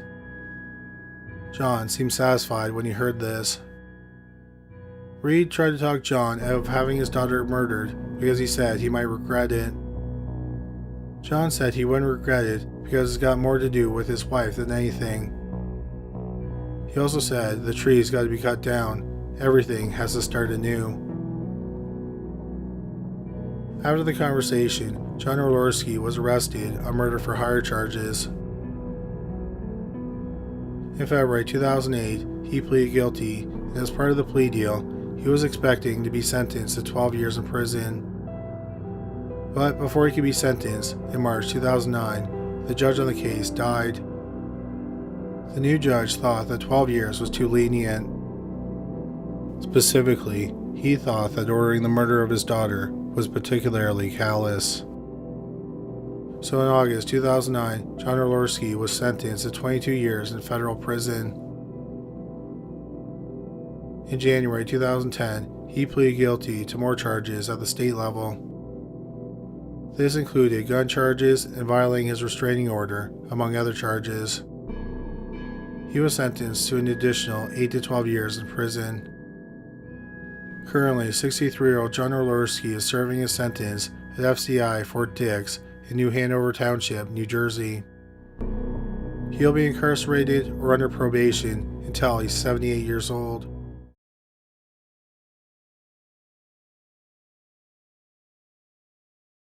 On November 19, 1980, 12-year-old Christine Weller was reported missing from the Surrey, British Columbia motel where her family was living. She had ridden off on a borrowed bike from a friend's home 2 days earlier. Previously, Christine had stayed at her friend's homes for days without telling her parents where she was. So her parents weren't too concerned when they hadn't seen her in 2 days. The police didn't take her disappearance too seriously. Sadly, Christine's body was found about 5 weeks later on Christmas Day. It was found by a man walking his dog near the Fraser River in Richmond, a city west of Surrey. She had been stabbed 19 times. Weeks later, the borrowed bike she had been riding was found near the King George Highway in Surrey in a bush. On April 16, 1981, 13-year-old Colleen Daignaud visited her friend in North Delta, British Columbia. North Delta is a town a few miles southwest of Surrey. Tragically, Colleen never made it home. Once again, the police did not take the disappearance seriously. They thought she had run away. On April 21, 1981, less than a week after Colleen went missing, 16-year-old Darren John Roods was visiting Coquitlam, British Columbia from Saskatoon, Saskatchewan. Coquitlam is about 10 miles north of Surrey, where Christine Weller lived. On April 21st, Darren went to a shopping center to buy some cigarettes.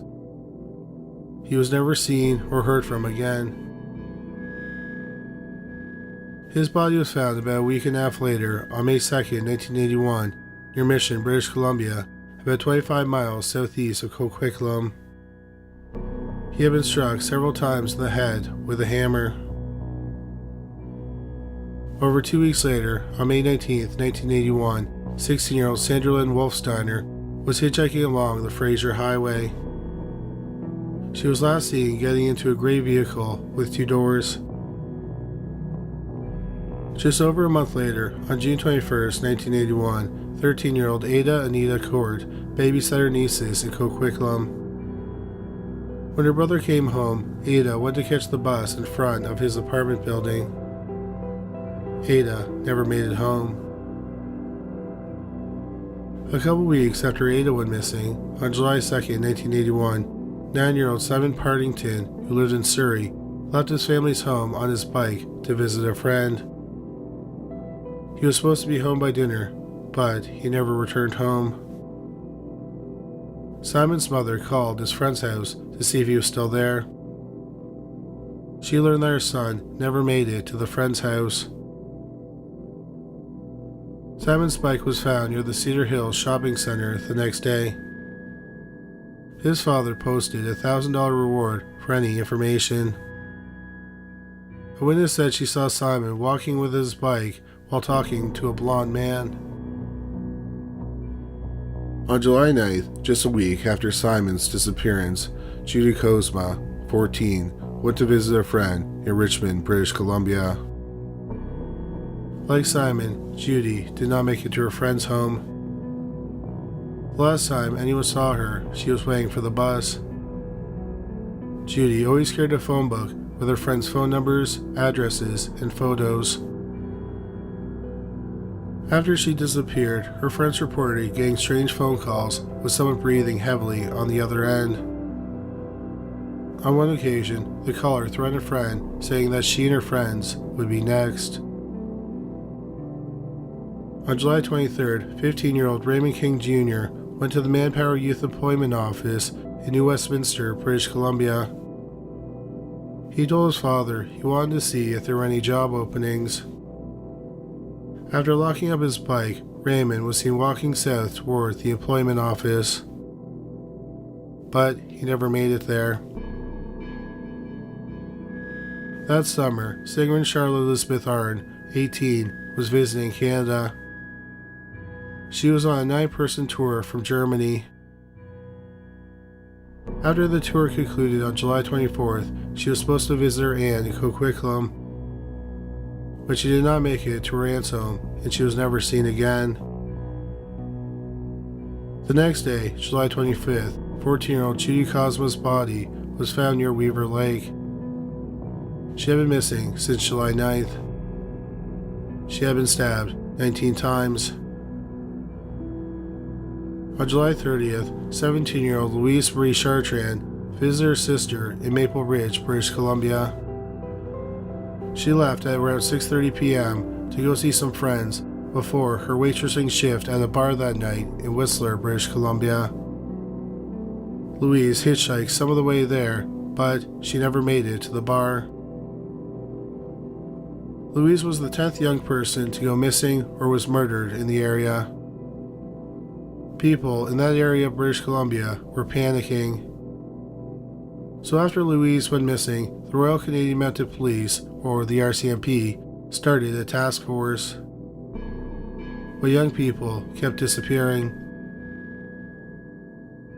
On July 27th, Terry Lynn Carson, 15, was last seen at her Surrey home. She lived with her family in the same motel as Christine Weller, the first young person to go missing. Terry was last seen at a motel drinking beer on August 1st. Initially, she was classified as a runaway. However, she was now the 11th young person to go missing over the last few months. So the police thought that she might have been the victim of the same killer. Then, on August 6th, Raymond King's body was found in the Weaver Lake area by the RCMP. His body was feet from where Judy Kozma's body had been found 11 days earlier. Raymond had been beaten to death. Then finally, the police got a break in the case. On August 13th, 1981, the police arrested 41-year-old construction worker Clifford Olson after he picked up two hitchhikers. He was arrested for attempted abduction of the hitchhikers.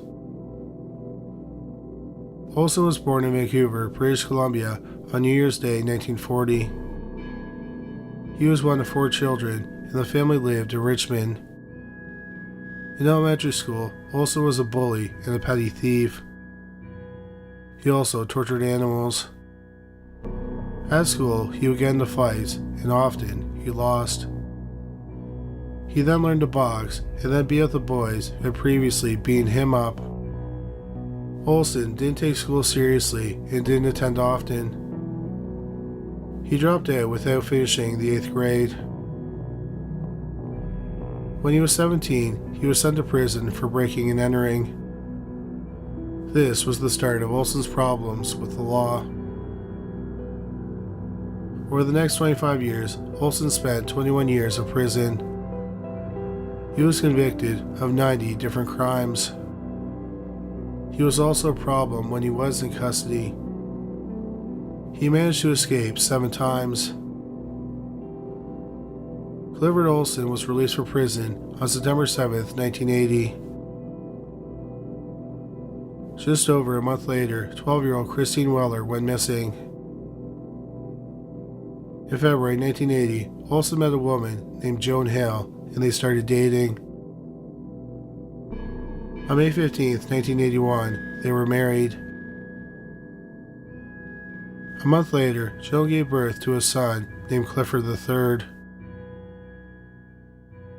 After Olson was arrested for the attempted kidnapping, the police searched his van. They found Judy Kozma's phone book in his vehicle.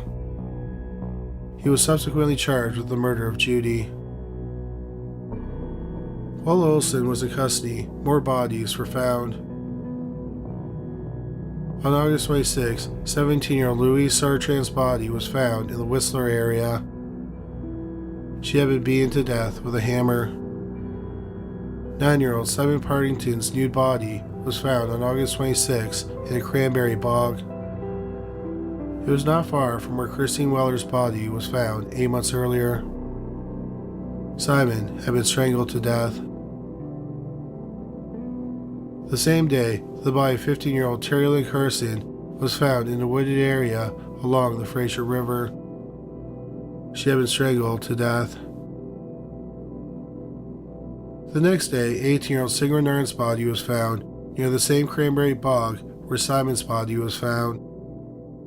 She had been beaten to death with a hammer.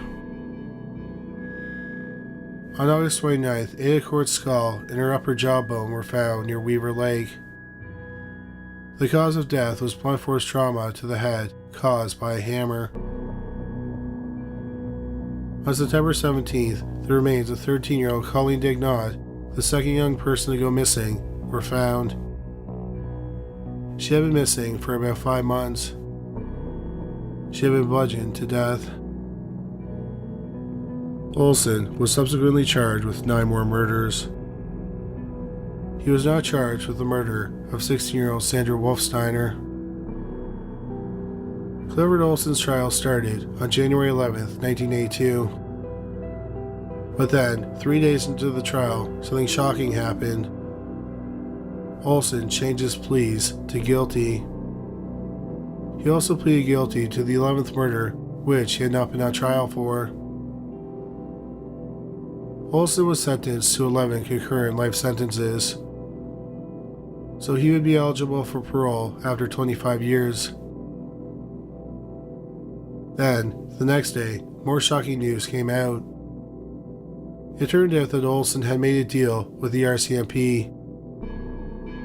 In exchange for $10,000 per victim to be paid in trust to his wife and son, Olson would plead guilty and lead the RCMP to the bodies that had not been found. He pleaded guilty to the 11th murder as a freebie. The infamous bodies for cash deal angered many Canadians. Inquiries were held, and the results only made people more angry. Olson made it clear that he was only concerned with money, and he did not care about helping the grieving families. He was quoted as saying, "If I gave a shit about the parents, I wouldn't have killed the kid." Also, the money could not be taken back from Olson's family. Clifford Olson was able to apply for parole after 15 years under the Faint Hope Clause. He was denied parole. He applied for parole again in July 2006 after serving 25 years. He was denied once again. Then in March 2010, Olson made headlines again. It turned out they had been receiving federal benefits while in prison. Every month, the federal government was paying him $1,169.49. In June 2010, the government ended the benefit payments to Olson. Olson applied for parole again in November 2010, and he was denied parole once more. Clifford Olson, known as the Beast of British Columbia, died from cancer on September 30th, 2011. He was 71 years old.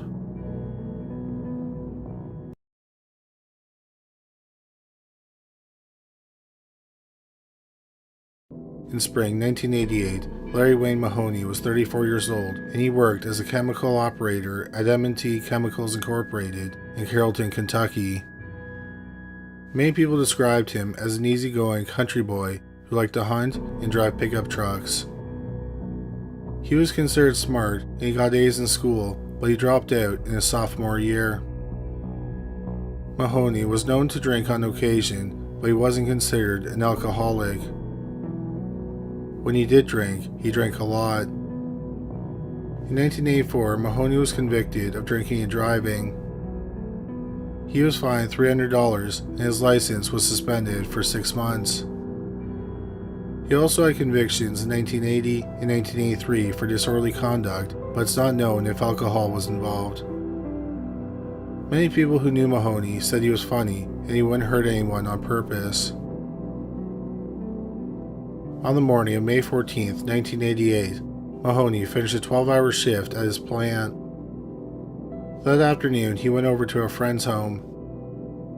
He ate some pizza and had at least 2 beers. He then went to another friend's home where he consumed vodka. Mahoney left his friend's home and picked up a 12-pack of Miller Lite. Earlier that morning, before Mahoney got off work, 67 people boarded a school bus that belonged to the Assembly of God Church in Radcliffe, Kentucky. On the bus was the church's youth group, their guests, 4 chaperones, and a driver, who was also the church's associate pastor. They were heading from Radcliffe to Kings Island, which is a theme park in Mason, Ohio. The group spent the day at the park, and then they started the 175-mile trip back to Radcliffe. At 10:55 p.m., the bus was heading south on Interstate 71, just outside of Carrollton, Kentucky. They were about 90 miles from Radcliffe. Suddenly, the bus collided head-on with a 1987 Toyota pickup truck driven by 34-year-old Larry Mahoney. Mahoney was driving on the interstate in the wrong direction. No one on the bus was seriously injured in the crash. But, tragically, the crash was just the start of their problems. The collision severed the bus's fuel tank, and moments later, the front of the bus burst into flames. The 36-year-old driver of the bus, John Perriman, tried to put out the fire with an extinguisher. Unfortunately, the fire was too intense, and the extinguisher was too small to contain the fire. The bus only had one emergency exit, and that was the back door. There was a rush for the back door, and this caused a pileup. Dozens of people ended up being stuck on the burning bus. The fire and the smoke killed 27 people on the bus, including the bus driver. 24 of them were children, who ranged in age from 10 to 17. Most of the victims were 13 or 14 years old.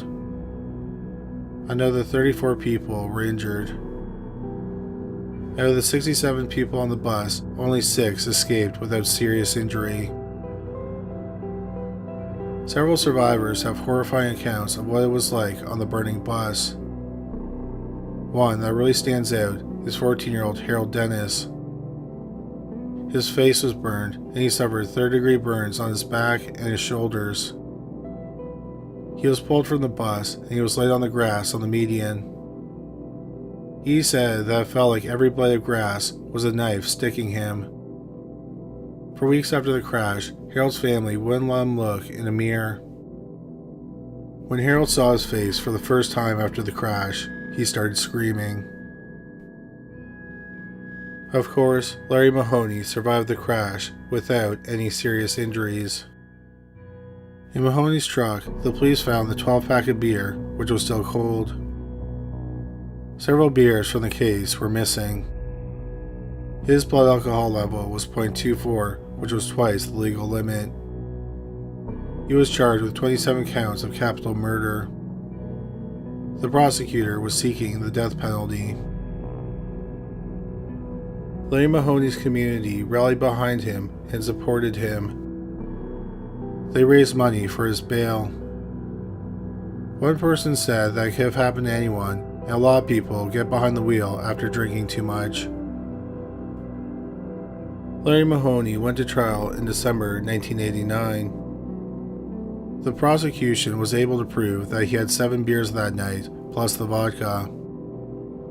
Experts believed he probably had closer to 24 beers. Mahoney's defense lawyer said that Mahoney had been tricked into drinking the vodka. They said he had drank a clear liquid, which he thought was water. But Mahoney's friend testified, and he said that Mahoney asked for the drink, and he knew it was vodka. Larry Mahoney testified, and he admitted to drinking 7 beers that night, but he said nothing about the vodka. He also apologized to the families, but he acknowledged that his apology might not change their feelings about him. The jury deliberated for 8 hours.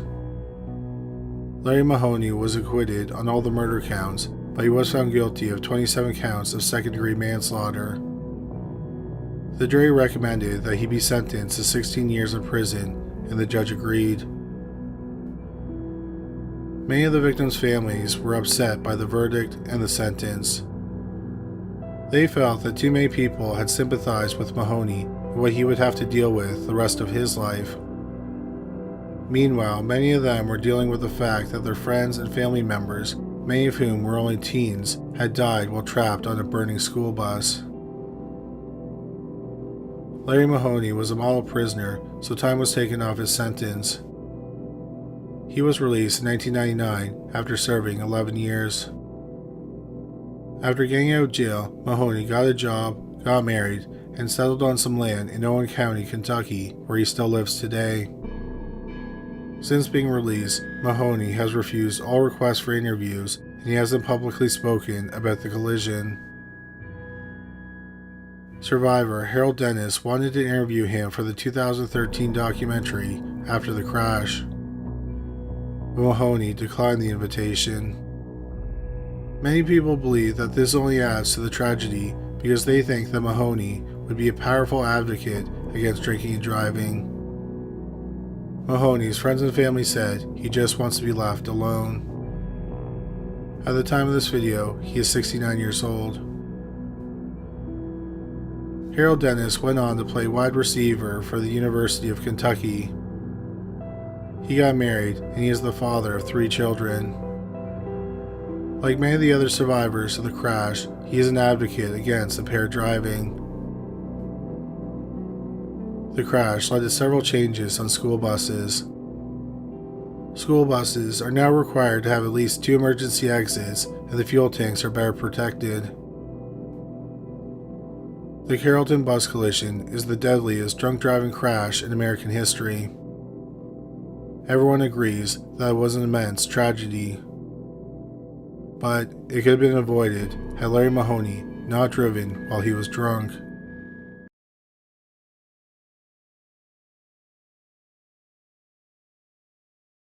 On the morning of April 8, 1981, 47-year-old Wyndon Alexander returned to his family's home in Texarkana, Arkansas, after working the graveyard shift at Cooper Tires Rubber Company manufacturing plant.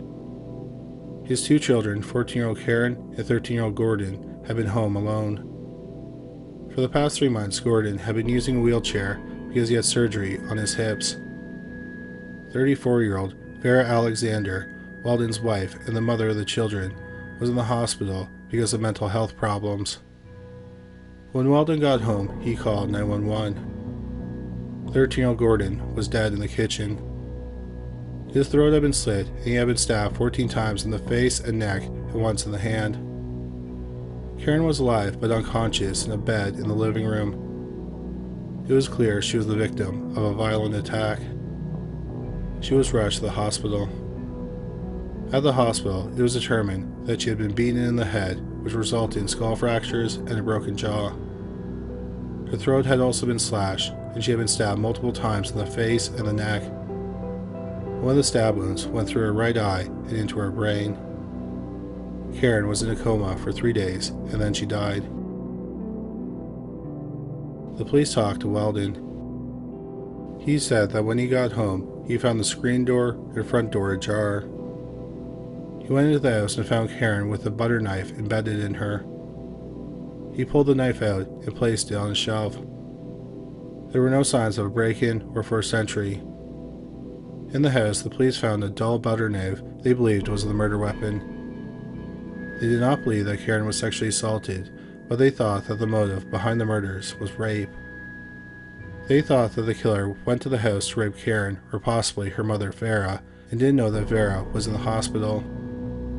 The police thought that the siblings knew the killer because it appeared that Karen had changed out of her nightgown into shorts and a t-shirt, so they thought that the siblings were comfortable with their killer, and before the attacks, the atmosphere was friendly. Karen was attacked first, and then the killer attacked Gordon in the kitchen. He knocked him out of his wheelchair onto the floor and stabbed him to death. Unfortunately, the case went cold very quickly. Tragically, 3 years after the murders, in March 1984, Karen and Gordon's mother, Vera, took her own life. She was 37 years old. In 1984, the police thought that they got a break in the case. In June 1983, Henry Lee Lucas was arrested in Texas.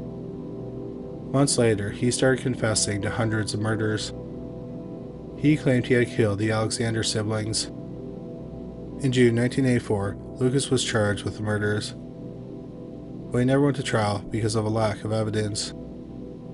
Lucas was later convicted of 11 murders and he was sentenced to death. In 1998, his death sentence was commuted to life in prison. Lucas later recanted most of his confessions, and many of them have been discredited. Experts say he only has 3 confirmed victims, but it's possible he committed more. He just didn't commit the nearly 600 murders he confessed to. Lucas died in prison in March 2001 at age 64. Eventually the case was assigned to Calvin Seward with the Texarkana Police Department's Criminal Investigation Division. Seward worked on the case for years. In 2012, the evidence was tested for DNA, but nothing of use was found. At one point, Seward retired, but then returned to the force. He retired again in 2022, but didn't give up investigating the murders of Karen and Gordon Alexander. He submitted and resubmitted evidence tested in 2012 for testing. This included tissue found under the siblings' fingernails and Karen's bed sheets. Seward talked to the lead investigator originally assigned to the case. He was one of the first to arrive on the scene. He gave Seward some information that changed his perspective on the case. It was believed that the siblings were attacked during the night while they were home alone. But the original investigator told Seward that when he got there, Gordon's body was cold. This means that they could have been attacked earlier in the night, possibly before Weldon left for work. Trace evidence of fibers, brass, copper, and zinc were found in the blood in Gordon's hands and on Karen's body. All those materials were found at Weldon's workplace, Cooper Tire and Rubber Company. Seward got the DNA results back. The DNA on their fingernails revealed a familial match, which means that the killer was related to them. Semen had been found on Karen's bedding. It belonged to Weldon. Weldon's fingerprints were also found on the murder weapon, but at the time it was explained away because Weldon said he had pulled the knife out of Karen's body. Seward suspected that Weldon either raped or attempted to rape his 14-year-old daughter. 13-year-old Gordon tried to stop the assault, and as Seward said, things got out of control. On October 12, 2023, Texarkana, Arkansas Police Chief Michael Cram identified Weldon as the prime suspect in the case. However, Weldon died at age 80 in 2014. Had he been alive, he would have been charged with 2 counts of capital murder. After 42 years, the Texarkana, Arkansas Police Department considers the murders of 14-year-old Karen Alexander and 13-year-old Gordon Alexander closed.